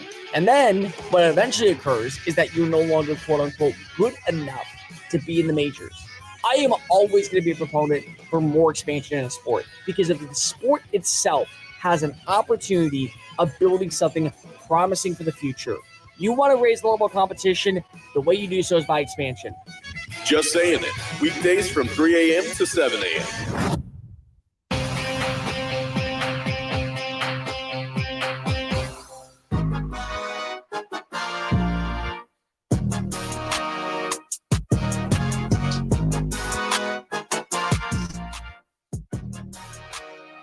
You're listening to Just Saying It on the SportsMap Radio Network. Here's Cole Thompson. I think that we didn't play great. So, people get upset that we get criticized. But why wouldn't we get criticized if we don't play well? I mean, people call me and say, hey, man, this guy's a jerk for, saying this about you. No, he really isn't. I mean, it's right. We didn't play good. I'm responsible for that. So we did all these things on offense that I just talked about, add them up. Well, I mean, I'm responsible for that. He's not wrong. 800-224-2004. So that was Nick Saban talking about, again, the 34-24 loss last week to Texas and how Alabama responds. For those of you that don't know, I used to work in Alabama media. I went to college in Alabama. I covered the team for 3 years when I was a student reporter, and I got to know up close and personal what Nick Saban was. And for a very long time, Nick Saban actually hates the media. He hates the way that people talk about him. He hates the way that people criticize him, because the big narrative around what he was that you aren't in those locker rooms. You aren't in those meetings. You don't see what goes on behind closed doors. So what the hell do you know about criticizing us when you don't know how to really even understand the first thing about football, other than just reporting on what I give you and what I'm reluctantly willing to give you in information? Well, college football has changed for a vast majority of different reasons, but arguably the biggest reason is because of you're starting to see more people have voices. They understand film more. They do a lot more study, a lot more in-depth stuff. And when that happens, people can actually have backing support and evidence of what went wrong. And now with the transfer portal and now with NIL and with all these other little tidbits that play a factor into it, it also means that this is an opportunity to where everyone who comes out with you or comes at you has backing support to where they can easily hold their own in the conversation. And Saban kind of, again, is doing a change. He's understanding that as the game elevates, you either get left behind as a dinosaur or you adapt with it. And this isn't the first time that Saban's gone through one of these shenanigans where he's had to deal with change in the industry and differences when it comes to building and constructing a roster. Like, he's been here before. After the 2013 season, when Alabama had the kick six against them, Saban realized pretty quickly, I need to be able to elevate my offense if I want to win. Because if I just got my butt blown out, and I shouldn't have lost to Auburn this year, and the kick six didn't matter, I still should have been up by 10 points because my offense was really sluggish. So what does he do? He brings in a guy in Lane Kiffin. And Kiffin becomes his offensive coordinator, and the offense becomes more dynamic, and they end up winning the national title in 2015. And then after that, he brings in an NFL-style head coach who has a different style of offensive personnel, but still a very consistent one, in Brian Dable. And then Mike Locksley, who also had a different style, but still one that teams really struggle to throw against. And then he brings in Steve Sarkisian. So he adapted to change on how the game was elevating. And he made these moves that way he could stay ahead of the curve and Alabama wasn't left in the wayside. And he's done the same thing when it comes to NIL. And he's done the same thing when it comes to recruiting. Like, there was kids this past year who were ready to put their name on the dotted line for programs like Iowa or programs like Michigan or programs like Oklahoma. And he flipped them at the last second, and he utilized NIL to his advantage. And he's brought in names via the transfer portal. Last year, he brought in a wide receiver named Jermaine Burton. And this past year, he brought in a quarterback in Ty Buckner. And he's brought in defensive linemen, and he's brought in linebackers like Henry To'oTo'o. And he's used that to his advantage to keep Alabama ahead of the curve. Saban is the ultimate adapter. That's what he is at this point in his career. And he's not wrong when people call him out, because of, when you think about it, it's a reason. There's a standard. Alabama is the standard of college football, and they have been for a decade. And it's not that they don't have the talent this year. In my opinion, they don't have the coaching staff this year. Like, if you look back last season, when Alabama lost Bill O'Brien, they didn't lose Bill O'Brien. They told Bill O'Brien to take a hike. And when they eventually said, we're not going to re-sign Pete Golding, there were challenges to find people that want to sign on and work in Tuscaloosa. And that really wasn't a problem before. Like for years, it was always, hey, can I go to the Saban coaching clinic and then become a Power 5 head coach? Could I join this staff and eventually build my resume to be able to say I worked underneath a 7-time national champion, so I know that I'm going to at least be able to get a smaller tier program or maybe even a big program and build in my image. And it's happened for years. I mean, Jeremy Pruitt got the job at Tennessee for being the Alabama defense coordinator. Lane Kiffin revitalized himself as the OC, got the head coaching job at Florida Atlantic, and now is running the show in Oxford, Mississippi. Steve Sarkisian was basically about ready to go into broadcasting, and now he has Alabama, and now he has Texas as a top 5 team in college football. Kirby Smart, he was a defense coordinator for years. Now he's at Georgia. Dan Lanning was a defensive assistant. Now he's at Oregon. Mel Tucker, it's a very bad saying about Mel Tucker, but Mel Tucker was the DB's coach. Then he became the head coach of Colorado, and then he became the head coach at Michigan State. So there was a way about it, and right now you weren't getting that. Like Tommy Rees came in so late in the process that you think, okay, is this really the guy that you wanted, or was it the guy you settled for because you had to get somebody in there? That way people were going to sign on the dotted line and know what type of offense they were running. Kevin Steele, I can tell you right now, I've talked to people in Alabama, not the first choice at defense coordinator, not his second choice at defense coordinator. The guys that he wanted either couldn't get back into the building or the biggest problem was they didn't want to come back. So the coaching staff already was down and out of the count that we hadn't seen before, and people weren't buying in the same way that they used to. So naturally, when people call you out, now there's evidence for it. And Saban holds himself to a different standard because of he is the face. He is the organization. When you think college football, if you're not thinking of Deion Sanders because if that is in the short term, you're thinking of Nick Saban in the long term.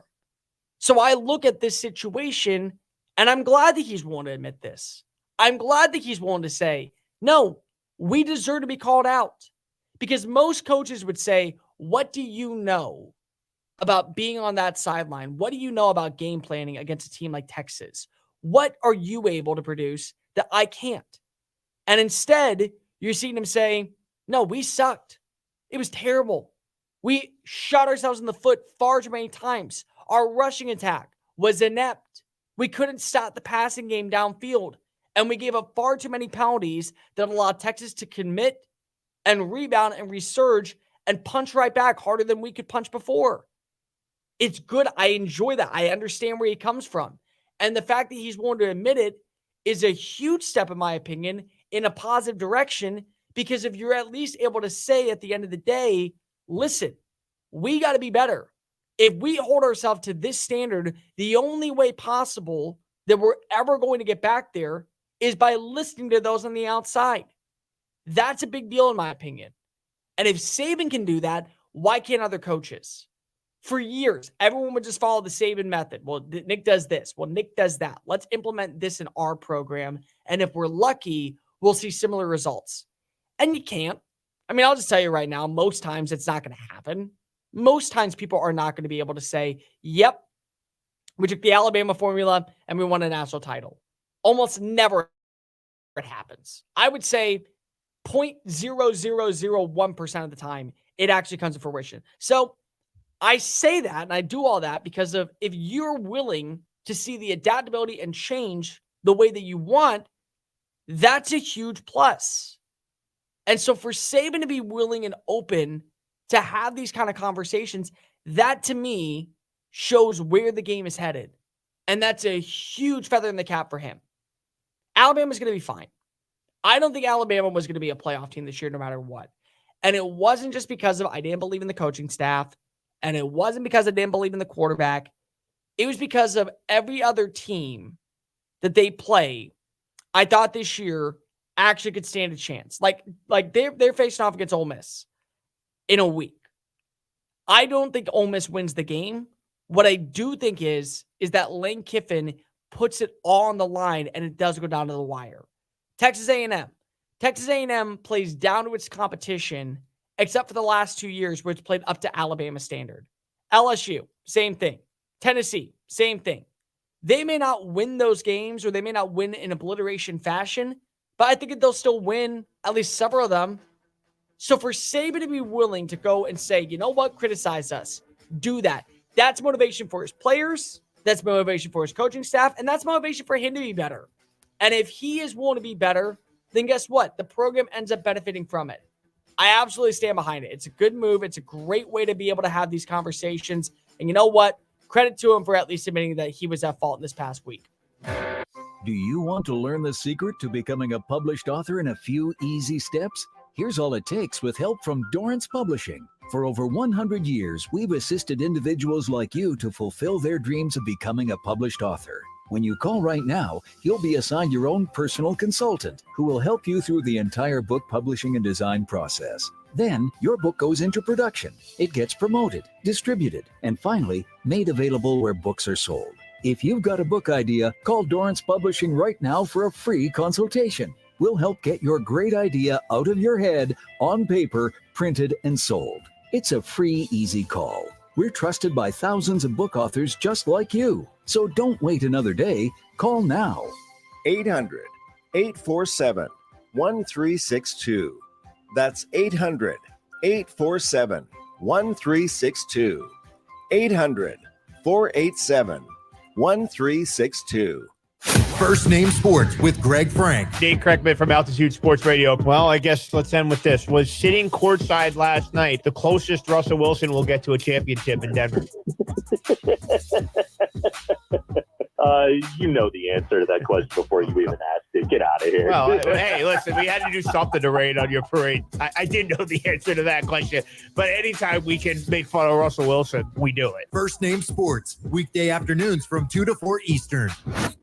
First Name Sports with Greg Frank. We bring on the legend himself, Joey Chestnut. It was my sophomore year of high school, and we did a wing bowl every Friday before the Super Bowl. I came out red hot. I had 30 wings in the first round, and I was feeling really good about my chances to win. And the odds-on favorite for the event was a wrestler who showed up late. They stalled 5, 10, 15 minutes, whatever it was, in between the first round and the start of the second round to let him back in. Eventually, I got down to the semifinals and vomited and was disqualified from the event. I believe that I was robbed of a wing bowl championship my sophomore year. What say you? That's a tragic story in so many ways. Oh, my God. They put the rules, but then there's nothing like a disqualification. Getting sick. Oh, my God. You have to know your limits a little bit. Part of it's your fault. Wow. So you think it's a fair ruling? You have to own it. If you heave, you leave. I guess that's a point for the administration at my high school. I didn't want them to win here, but when Joey says it, I guess I got to listen. First Name Sports, weekday afternoons from 2 to 4 Eastern. Imagine learning about radio and being mentored by true radio professionals in real radio stations. Well, actually, you don't have to imagine, because there's Radio Connection. Radio Connection gives you the opportunity to learn one-on-one and be mentored by radio pros. Plus, you don't have to worry about getting into a crazy amount of debt with school tuition either. Radio Connection keeps their tuition at much lower costs. To find out more info, visit radioconnection.com. Did you know you can go to a trade school college that has you learning as an apprentice in a real radio station, culinary kitchen, film studio, or in a recording studio? Stay out of debt and out of a boring college classroom and learn on the job in the real world. The Radio Connection puts you in a real radio station. The Recording Connection trains you in a real recording studio. The Film Connection has you learning under a real filmmaker. And CASA has you learning one-on-one in a real restaurant. It's your life. Amplify it now and learn as an apprentice in a unique way to get a career as a broadcaster, podcaster, chef, music producer, or filmmaker. Just visit one of our sites, radioconnection.com, recordingconnection.com, filmconnection.com, or casaschools.com. Or call 1-865-413-5724. That's 1-865-413-5724.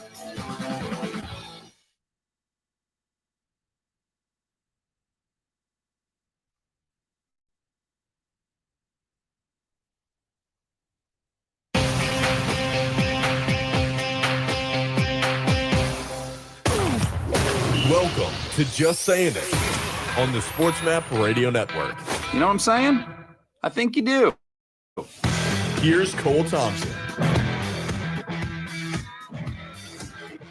And here we go. Welcome on in to Just Saying It right here on the Sports Map Radio Network. Cole Thompson in the driver's seat, getting you caught up on everything you might have missed heading into a fabulous Friday morning action. 800-224-2004. Tune in the show. Call on in. 800-224-2004. What's ever on your mind, we want to talk to you, the listener. Make sure that you dial that phone number because let's be real, this show is all about you. My name's on the billboard, but you actually drive the performance and you actually drive the show. You can go ahead and follow me on Twitter at Mr. Cole Thompson, at Sports Map Radio. Download the Just Saying It podcast version of the show on iTunes, Spotify, YouTube, Audio Boom, wherever else gets your podcast listening systems. And make sure that you download the Sports Map Radio app, carry us in your pocket throughout your day. That way you don't miss a second of all of our great local programming. The wonderful, delightful Michael Hernandez on the other side of the glass producing. Fun final hour planned ahead. Kirk Cousins gets far too much of the blame in Minnesota. And last night is a perfect example, if you look on Twitter, how many people want to call him out for a loss when he was really the only reason that Minnesota had a shot of winning that game. Tua Tagovailoa claps back at the media, is not afraid to finally strut his stuff and prove I am an alpha dog. Are people starting to believe that Tua has finally turned the corner going into year 4 of the NFL?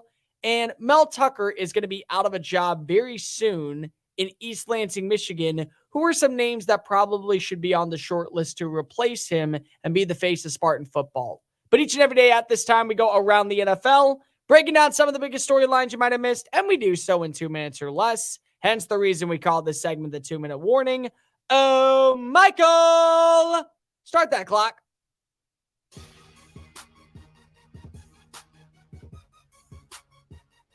Only 8 players on the Browns' 53-man roster were alive the last time the team started the season 2-0. Flash forward 30 years, 12 head coaches, and 38 starting quarterbacks later, the most in the league in that span.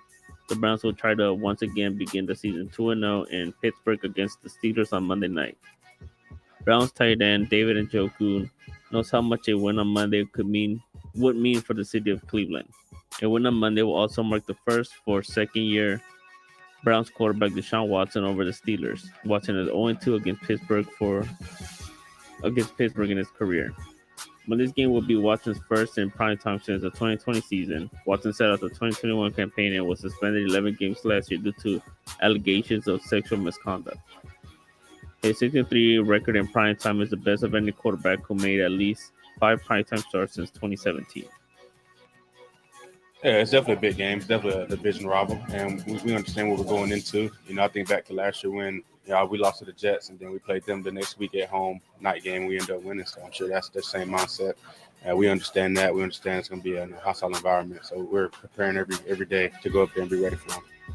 That was Nick Chubb with the audio presented by Browns.com. Okay, so to get a win against Pittsburgh, number one, it'd mean to be 2-0 in the division. That's a huge advantage to you when it comes to the status of making the postseason.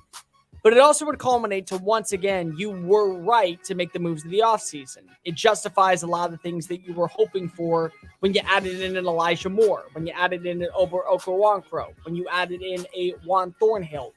And that gives you an advantage to be able to puff out your chest and say, yes, we are here. Yes, we belong in the conversation of being a contender. And yes, we have turned the corner with the same faults that held us back for years on end. It puts us back in the driver's seat of being a legitimate threat. This all comes down to Deshaun Watson. Again, Watson was not the reason for success in that victory over Cincinnati. Bengals shot themselves in the foot countless times. They were unable to find any bit of offensive consistency. But at the same point, up until about the fourth quarter, Watson kept this team involved in the game. And when that happens, it's a bad look for you as an organization because you invested $230 million on a quarterback that already came with a bunch of baggage and was a mediocre problem to begin with. So if you get a good game from Deshaun Watson to pair alongside with an excellent defensive performance, you're able to force Kenny Pickett into making mental mistakes, continue to show that he is not the same quarterback that we saw in the preseason. That's a huge victory, in my opinion. That's a win for you. But in the same token, it also is a win because of not only do you start off the year off 2-0, but it also now gives you a reason and belief inside the locker room. We have finally hit our stride. We now know we can go toe-to-toe with anybody in the league, and yes, we are a legitimate threat. And if once you have that, people start to actually see you for what you are, people start to buy in, and the team starts to buy in.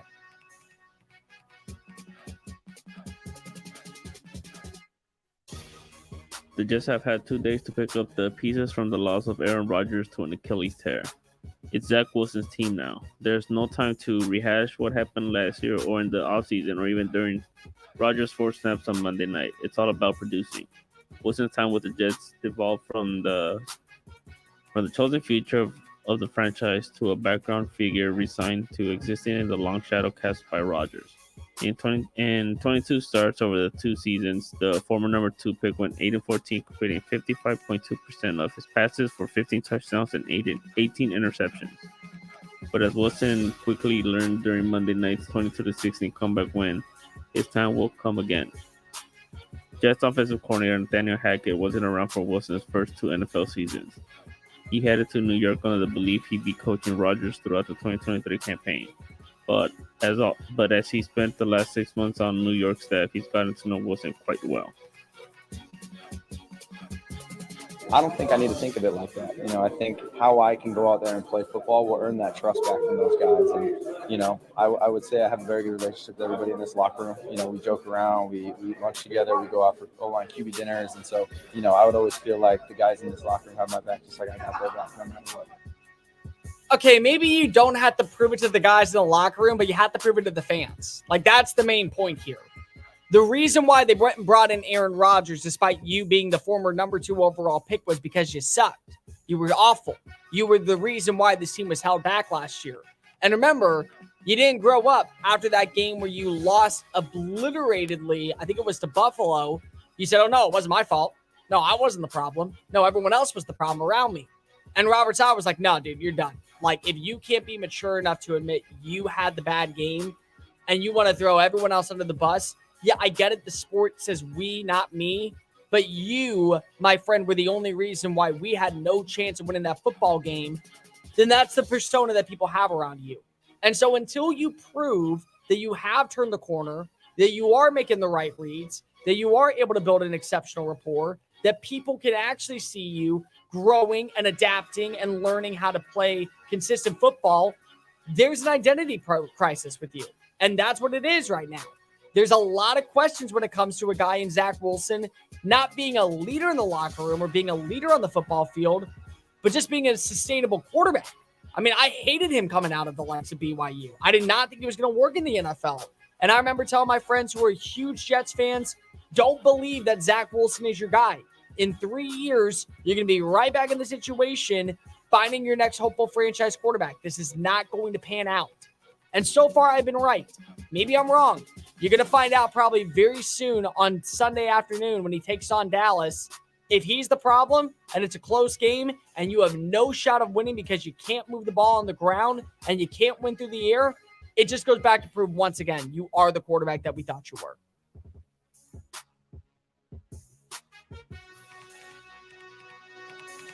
Denver Broncos pass rusher Frank Clark is expected to miss a few weeks with a hip injury. Clark was limited in practice on Wednesday, but did not practice Thursday. He reportedly injured his hip in Wednesday's practice, although the injury is not considered serious. Clark is considered week to week. The Broncos are hosting the Commanders on Sunday, followed by back-to-back road games in weeks 3 and 4 against the Dolphins and Bears, respectively. Clark's 58-game starting streak in the NFL came to an end in week 1 when he came off the bench. Playing 25 snaps, Clark had 2 tackles in week 1 in 17-16 loss to the Raiders. The Broncos were credited with 0 sacks and only 3 QB hits on Jimmy Garoppolo's 26 pass attempts on Sunday. Clark signed with Denver in June. He suffered a right thumb injury early in camp that forced him to miss extended practice time and the Broncos preseason opener. Is it sad that I don't care? Like, okay, you don't have Frank Clark out on the field, whatever.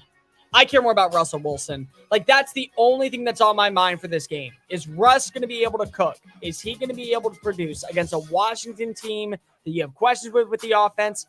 Because if he loses to Washington, I mean, once again, it's just a sign that the dude is fried at this point in his career. There's not a lot of positivity. You basically now have a head coach who's questioning every single move he made this offseason. Why'd I put back on the headset when I could have worn my Fox visor and been basically a name that no one brought up in conversation? Now this is hurting my legacy. Now people are going to start comparing me more to Mike McCarthy. It all comes down, in my opinion, to Russell Wilson. Like, yeah, if you don't have Frank Clark for a couple games, boo-hoo, whatever, so be it. Move on with life. If Russ sucks, the team sucks. You win and lose based off quarterback play. And again, in the AFC, it's all about quarterback play.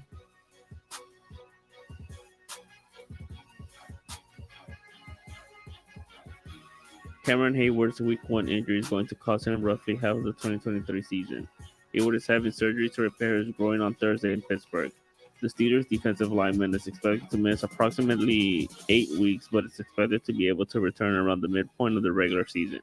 The Steelers officially placed Hayward on injured reserve later Thursday. He played just 14 snaps before exiting with the injury and only briefly returned before exiting again, forcing the Steelers to piece together a replacement plan that included Isaiah Loudermilk and Keanu Benton. With Hayward out, 49ers running back Christian McCaffrey capitalized, finishing the day with 152 yards and a touchdown on 22 carries, while quarterback Brock Purdy found the going easier in a 220-yard, 2-touchdown outing. Pittsburgh's in trouble, guys. I'm not going to lie. You're going to win based off of that defense because you got to give as much credit to Kenny Pickett as possible, give him as many drives to be able to score. If you cannot get off the field against Deshaun Watson and they force a lot of 3-and-outs, you're in a lot of trouble to start off the season 0-2. There you have it. 2-minute warning. Right here on Just Saying It.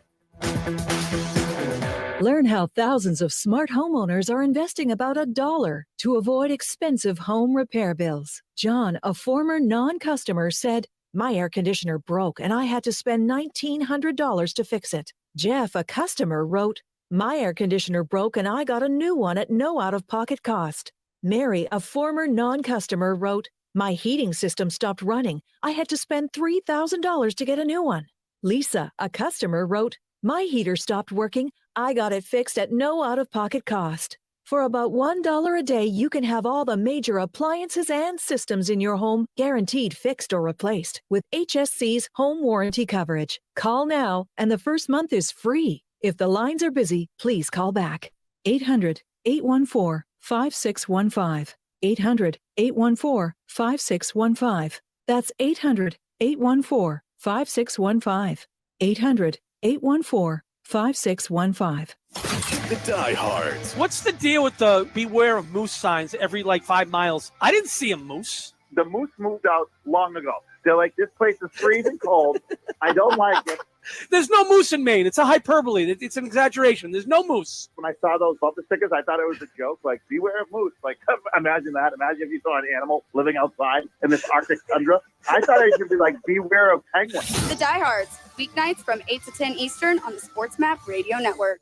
In times of economic uncertainty and chaos, your money means nothing. You may not even be able to get it from your bank or ATM. And the money you do have in the stock market will go down and down. What you can bank on is gold and silver. Gold and silver have been a reliable and trusted form of currency for thousands of years. Gold and silver have never been worth zero, and typically gold holds its value during economic turmoil. Call the Gold Hotline now and learn how to protect your money and your assets with gold and silver. And learn how to set up a new IRA or roll over your current one into a gold-backed IRA.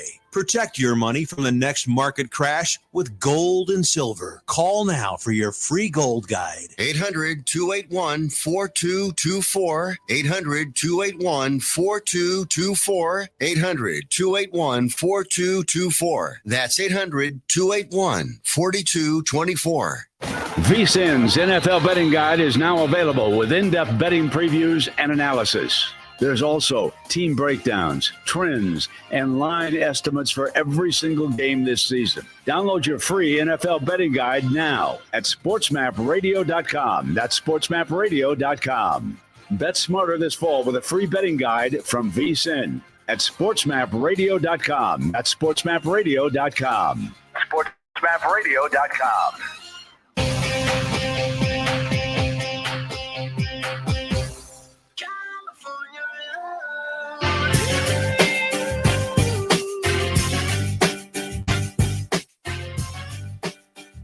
You're listening to Just Saying It on the Sports Map Radio Network. Here's Cole Thompson. Philadelphia got the win last night, but let's be fair. It wasn't a perfect performance from either team. However, one person's going to be thrown under the bus because it's a very easy way to do so. 800-224-2004. Kirk Cousins finished the game with over 68% of his passes completed, 364 passing yards. He had 4 touchdowns. He had a 125.6 passer rating. He had a fumble because of the offensive line looked like cardboard crap for most of the night. And his defense was doo-doo. No other way to put it. But here's the problem when you are a starting quarterback in the NFL. When your team wins, you get all the glory. You get all the praise. You get all the accolades. When your team loses, you're the one to blame. But it feels like now more than ever, Kirk Cousins always just gets the short end of the stick. Oh, he can't play in prime time. Oh, he struggles when he has to be under the bright lights. When the moment gets too big, he falls and he's small and he's too little to handle the pressure. Kirk Cousins had a higher passer rating. He had more touchdown passes. He had a higher completion percentage. He had more passing yards than Jalen Hurts. And we criticized Kirk Cousins. Was it a perfect performance? God, no. Absolutely not. The pass that came up being a touchback to Justin Jefferson was an underthrown ball. The touchdown pass to Jordan Addison was not hit in stride. He struggled at multiple times connecting deep downfield. That's just him. Plain and simple. It wasn't a great night, but it wasn't a terrible one either. The only reason why Minnesota even had a shot in that game, a shot to win, was because of who you had at quarterback. Kirk gets the blame because he's an easy target.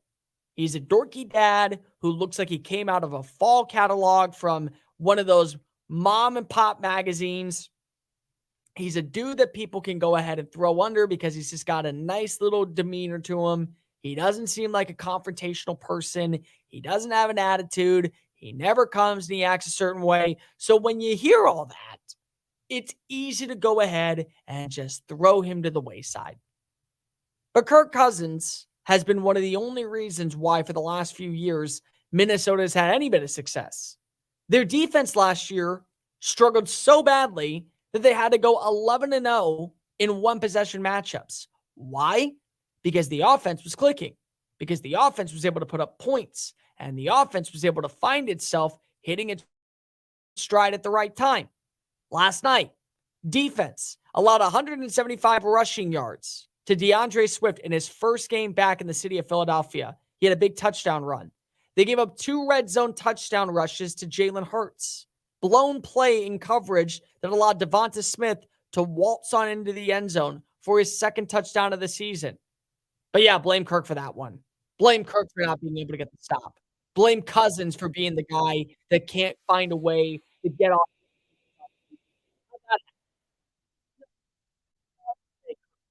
Top 5 passer in the NFL. No, I'm not going to say that Kirk Cousins is a guy that people should gravitate towards and be willing to go ahead and throw their franchise to the wayside. No, I'm not going to say that Kirk Cousins doesn't deserve any bit of fault when he does. He is not an elite quarterback. But do me a favor.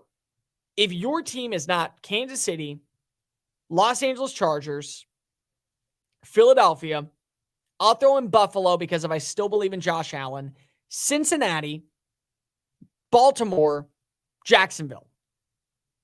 Would you want a Kirk Cousins on your team? A guy that consistently is going to throw for over 4,000 passing yards, finish with fewer than 10 interceptions on a season, have incredible success when it comes to building a rapport with a relationship with his receivers, and always keep things interesting. I take that deal. I would 100%. Because the guy can actually play the position to a T. He never goes ahead and he throws his teammates under the bus. He always is his biggest critic, and he never shies away from calling himself out. I take that 10 times out of 10. 800-224-2004. It was a bad game. It was a bad game by Minnesota. Not a bad game by Kirk, but a bad game by Minnesota. Once again, 71% of plays, he was under pressure.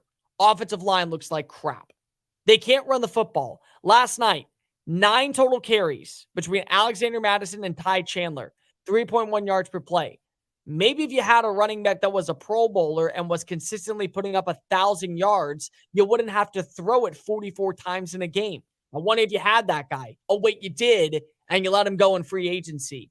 Even though he is still on the books this year for over $5 million. So you're paying for Dalvin Cook really to play the likes of the freaking New York Jets. Defensively, you once again allow over 400 total yards. And you bring in the right coordinator. I'm a huge fan of Brian Flores when it comes to his play calling. He knows what he's doing on that side of the football. But you can't stop the run. You can't get off the field on third down. You allow one too many big-time plays in the passing attack through the air. But Kirk's the problem. But Kirk is the issue. It feels like when we used to make the old jokes about thanks Obama, now we're doing the same one about Kirk Cousins. Oh, gas prices are high. Thanks, Kirk. I can't afford milk money. Thanks, Kirk. I have cancer. Thanks, Kirk. It's your fault. The dude played well last night. Is he a perfect quarterback? Not at all. If you did not have a top 10 passer on your team and you were looking for somebody to be stable, yeah, you take that deal. You take Kirk Cousins. I'm tired of hearing the slander. I am. He's got weaponry. He's got a good rapport around him. Justin Jefferson is an elite wide receiver. He's on pace to finish with over 2,000 receiving yards on the season. TJ Hawkinson is a very good tight end. He can move the ball on third down, and he finds a way to get into the end zone. He's got a great left tackle in Christian Darrisaw, who was not out there last night.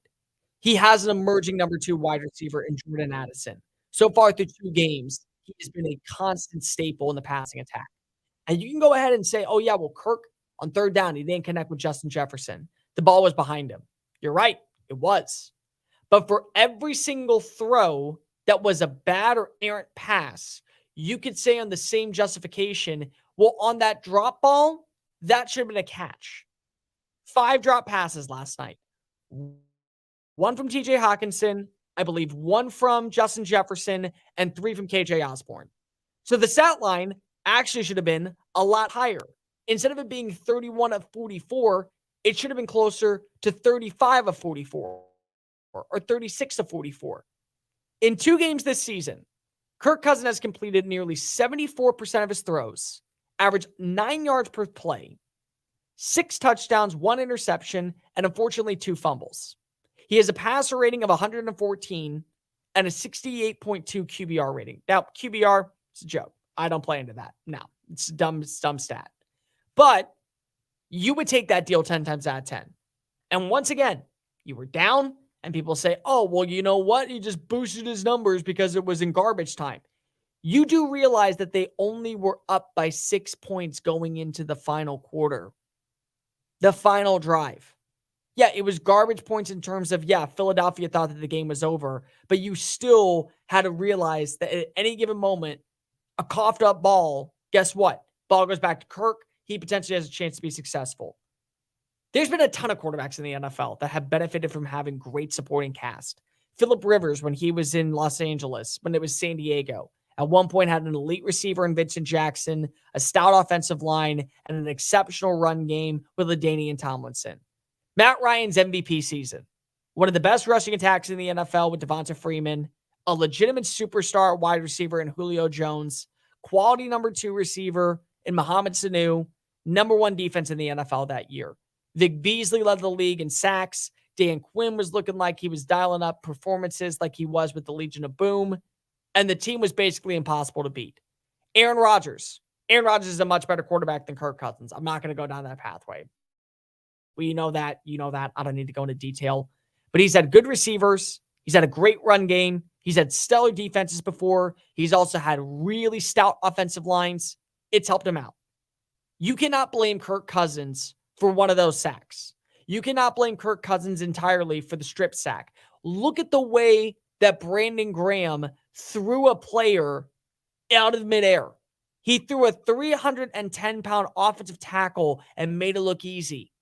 His rib cage was shattered by the end of the night for how many times people were getting into the backfield and he was getting hit. I like Kirk Cousins. I defend Kirk Cousins because I do think that he is a stable option for you. It doesn't mean he's elite. It doesn't mean that he's a superstar, but I can tell you this much. If you don't have one of the best quarterbacks in the NFL, one of the top 7 guys, you would salivate at the chance to have a Kirk Cousins because if at least you would know he's going to put up the yards, he's going to build a relationship with the receivers, and he's never once going to throw his teammates under the bus. I appreciate that. You shouldn't have won that game no matter what. Philadelphia is a better team than you. They have a better offensive line than you. They have a better defense than you. They have exceptional weaponry, and they have a quarterback that you believe in Jalen Hurts. But don't change the subject for a second. If you believe for a moment that Minnesota had a shot at winning that game with any other quarterback, I have no idea what else to tell you, and I'm tired of the Kirk slander. Do you want to learn the secret to becoming a published author in a few easy steps? Here's all it takes with help from Dorrance Publishing. For over 100 years, we've assisted individuals like you to fulfill their dreams of becoming a published author. When you call right now, you'll be assigned your own personal consultant who will help you through the entire book publishing and design process. Then, your book goes into production. It gets promoted, distributed, and finally, made available where books are sold. If you've got a book idea, call Dorrance Publishing right now for a free consultation. We'll help get your great idea out of your head, on paper, printed, and sold. It's a free, easy call. We're trusted by thousands of book authors just like you. So don't wait another day. Call now.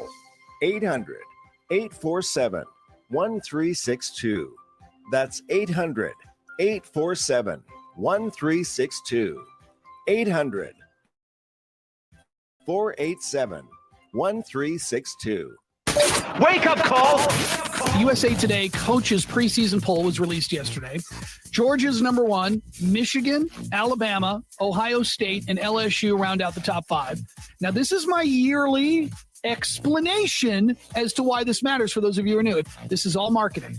It is to get little numbers next to other little numbers so they'll sell you early games. Wake up call with Tony D and Ron Culver. Weekdays from 9 a.m. to 1 p.m. Eastern.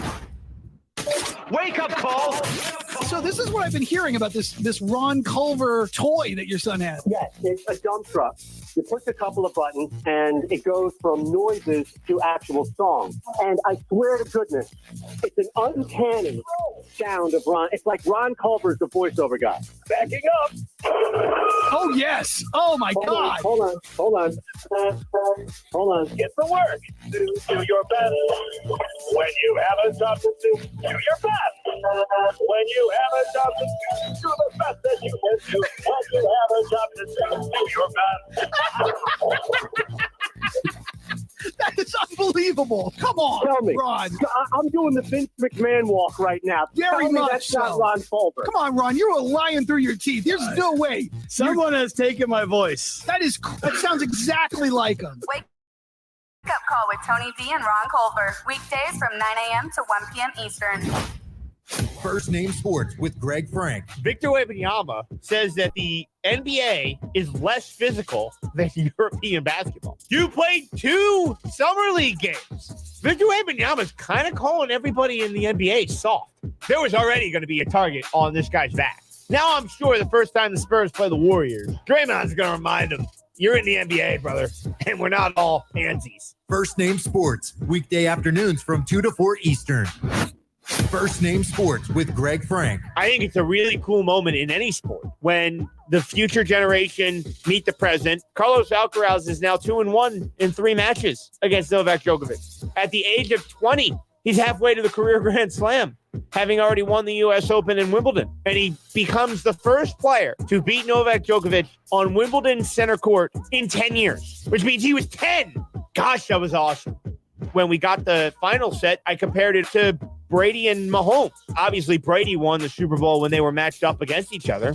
But we all knew that Mahomes was going to be around for a while and already had a Super Bowl before losing to Brady and now has a second one. And that's how it feels with Carlos. What a day.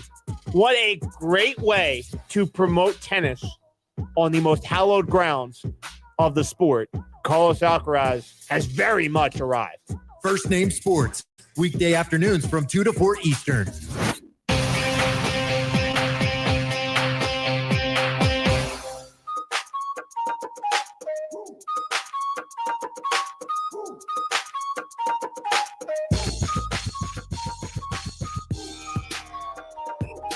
This is Just Saying It on the SportsMap Radio Network. Here's Cole Thompson. Do you think that anyone is still saying you can't throw deep? I don't care. I mean, I don't care. 466 that's what 466 is if I can't throw deep. Thanks.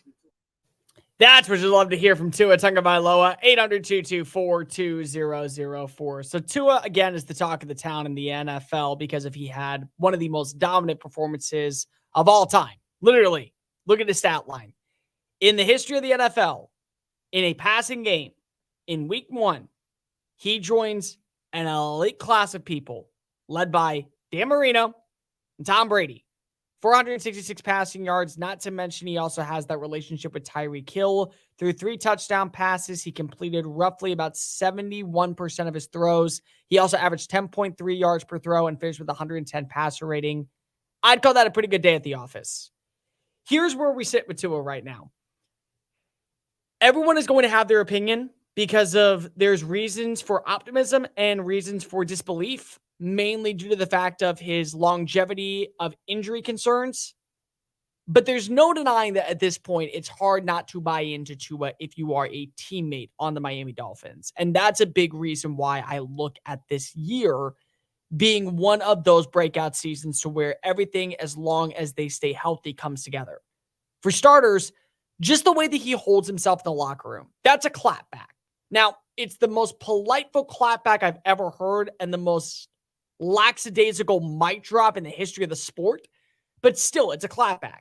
He's tired of dealing with people chastising him and criticizing him and saying that he can't do this or he can't do that. And he's finally willing to be able to stand out and say, I'm done dealing with you. I'm done dealing with the dilemmas. I'm done dealing with the drama. Come say to my face or learn to shut the hell up. And I appreciate that. I think most people in the locker room appreciate that. Got a little bit of that dog in him. Got a little bit of that bite. Gotta love seeing a bit more aggressive Tua. Because for years, he grew up in a household where respect was given. No matter what age you were, no matter who you were in the family, what you did, respect was given. You always gave respect to anybody out there. But in the NFL, you got to earn it. You're not just going to be handed the keys to the kingdom and told you are the face of our franchise when you haven't done anything. Quarterbacks naturally get a little bit of a break because of who they are and the position they play. But in the same breath, if you struggle, they're going to bench you as quickly as possible. So that's automatically where Tua's earned that respect in the locker room. But with that alpha dog mentality, he's starting to look like other quarterbacks that we consider being the best in the NFL. Like, think about Patrick Mahomes. When Mahomes takes the podium, he says all the right things. He says, he's always been the media darling. People love him. They cannot wait to hear what he has to say about the game plan.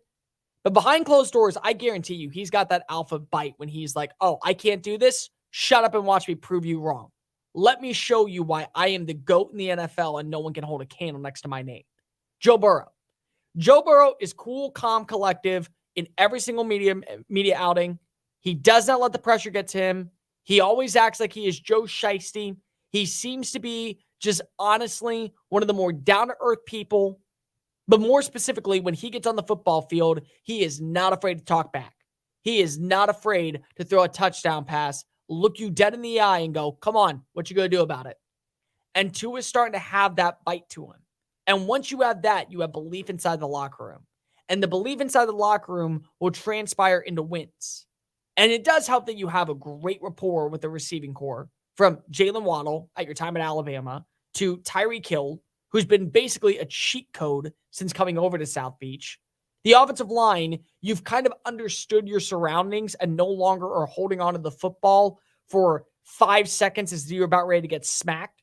You also understand that this is the best situation that you're in, so you have to make the worst. You got to make the best of the worst situation. So huge advantage there.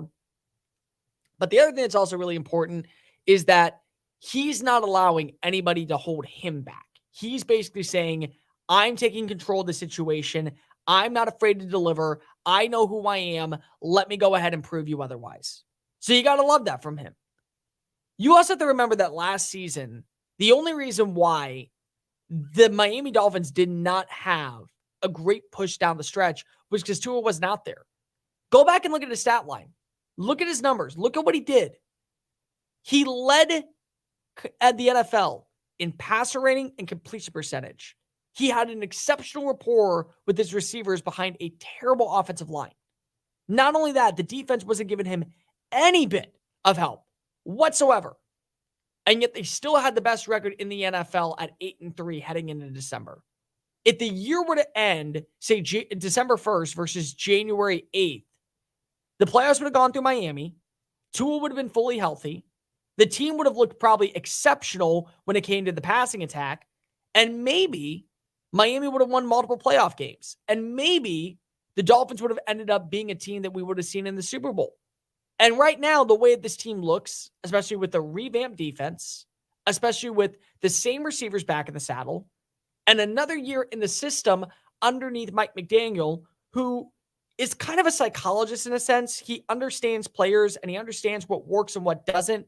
And he doesn't scheme up stuff that he knows that players can't handle. You're looking at a team that right now potentially is going to not only win the AFC East, but maybe win the AFC in general. Like, I was high on Miami going into the year. I said that I thought that they could win the division. And I still believe that even though Buffalo had a terrible performance against New York, even though New York does not have Aaron Rodgers, and New England, I just don't believe in them this year, they all can win games. They all can hold their own at times. The talent's there.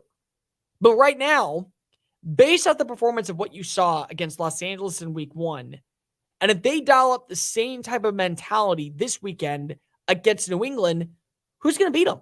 Seriously. If Josh Allen has another performance like the one that he had on Monday against any other team, that's an automatic loss. I don't know what the Jets are going to be. They're too talented to be the worst team in the NFL, but you win and lose based off quarterback play. Plain and simple. And I'm not a Zach Wilson believer. Never have been. Never will be. And New England, again, if you beat Bill Belichick at his game, which is excellent defense and just struggling on by with the offense, then there's no one stopping you. And then you can go ahead and win matchups against other opponents who are lesser tier. You can go ahead and build up the wins. Tua builds up the confidence. And people start actually believing, yep, we have turned the corner. Yep, we have our franchise guy. And yep, we know that we are a threat. That's the way I look at the situation. Naturally, Tua's health plays a factor. Like, if Tua gets hurt at any point in the season, done deal. You're over. It's not going to change anything. You're not going to be back. You're not going to be a team that wins far.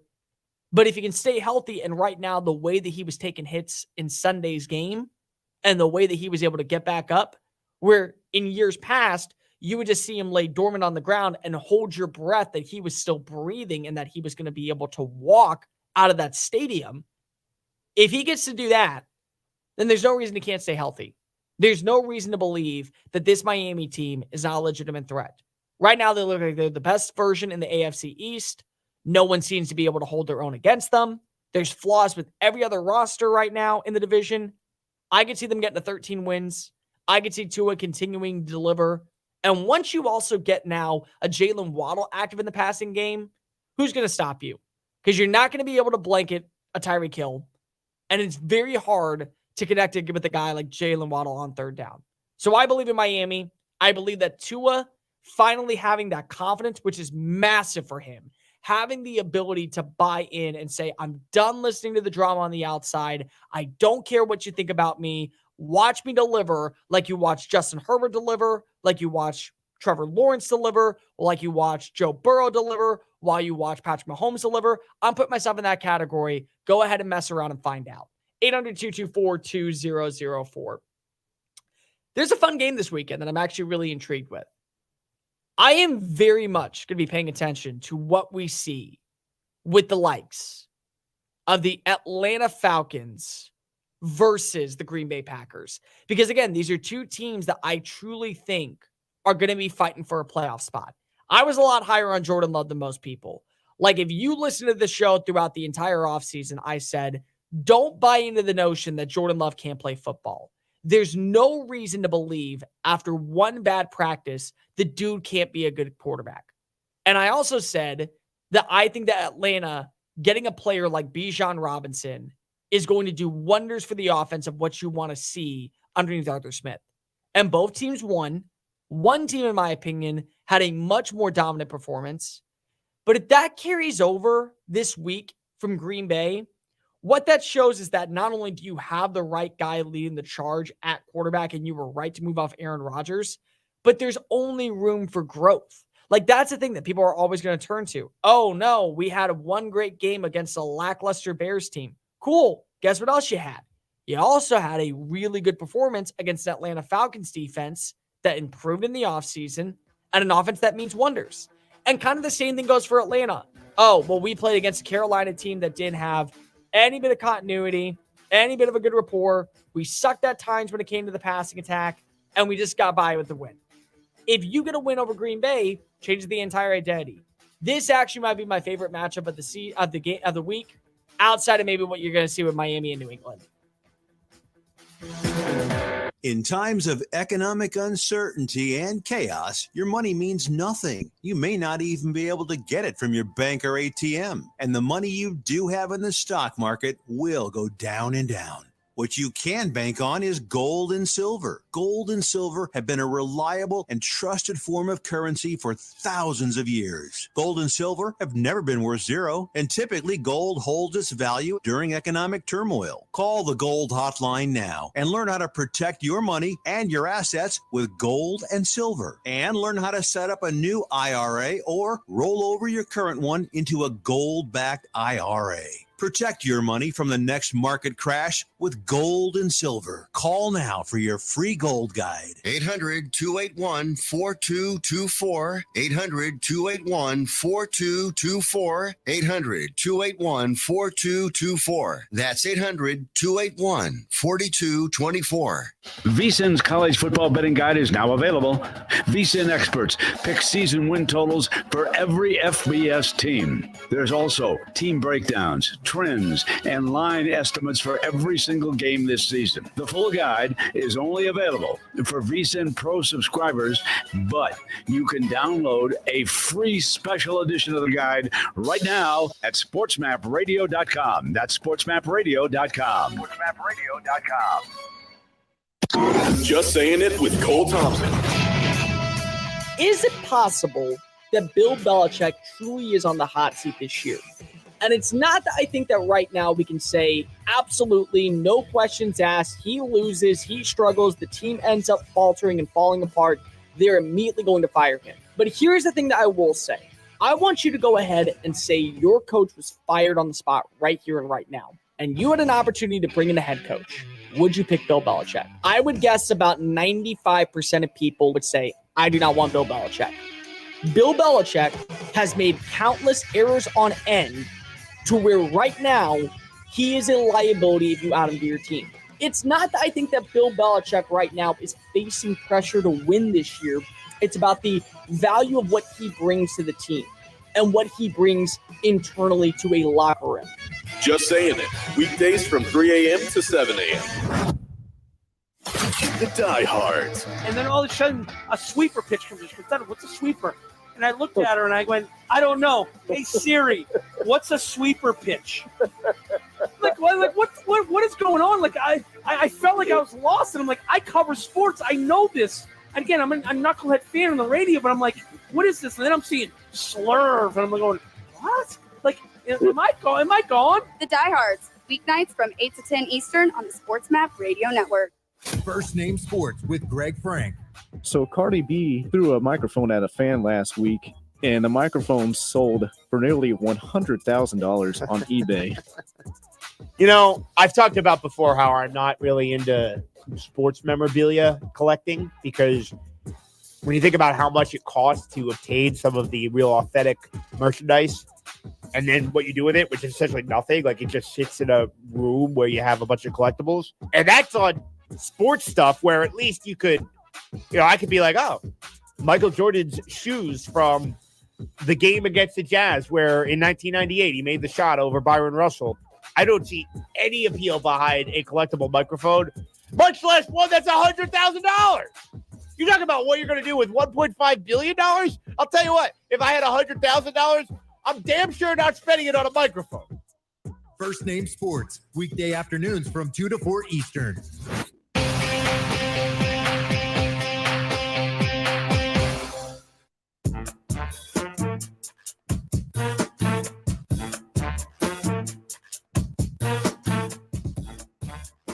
You're listening to Just Saying It on the SportsMap Radio Network. Here's Cole Thompson.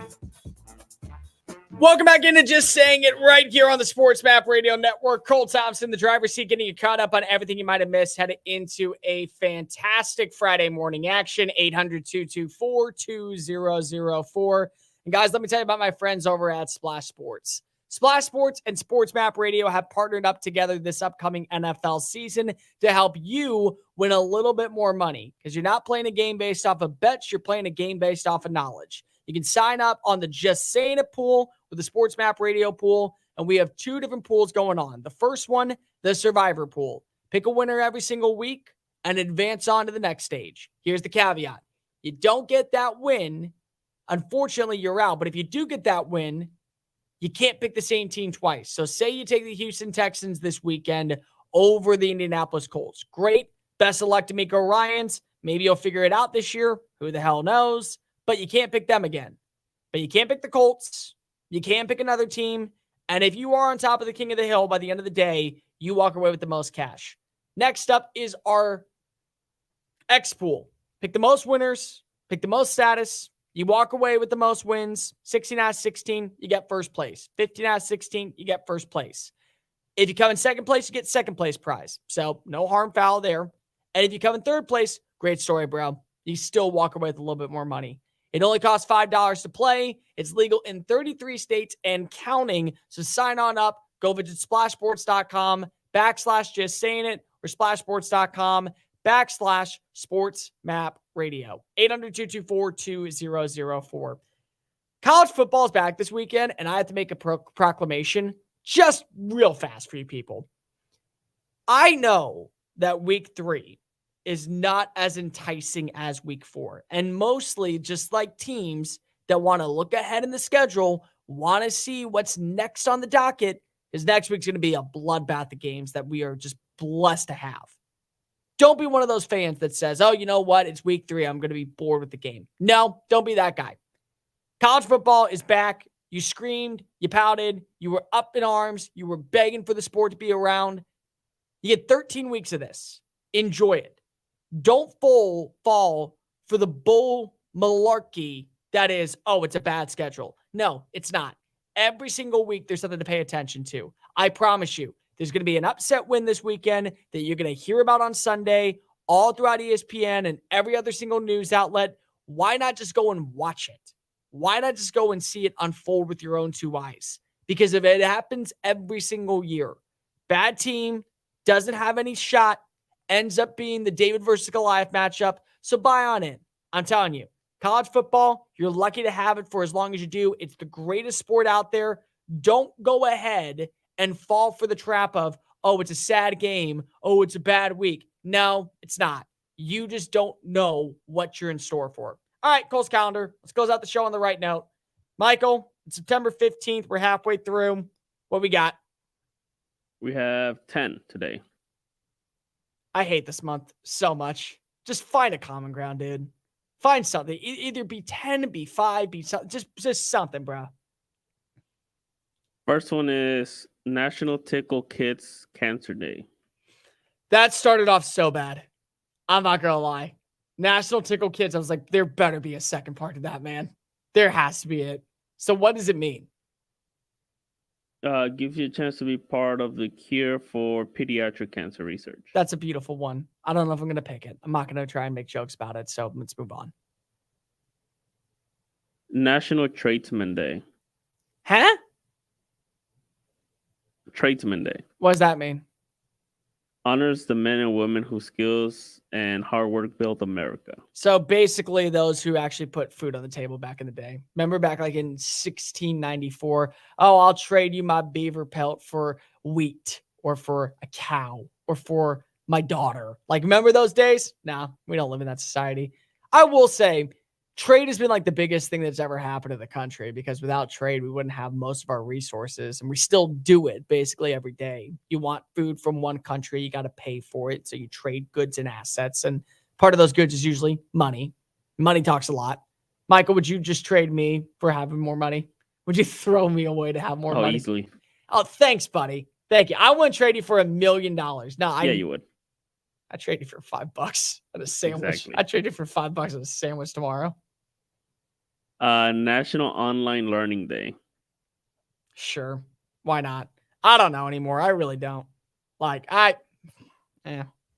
online learning. Okay.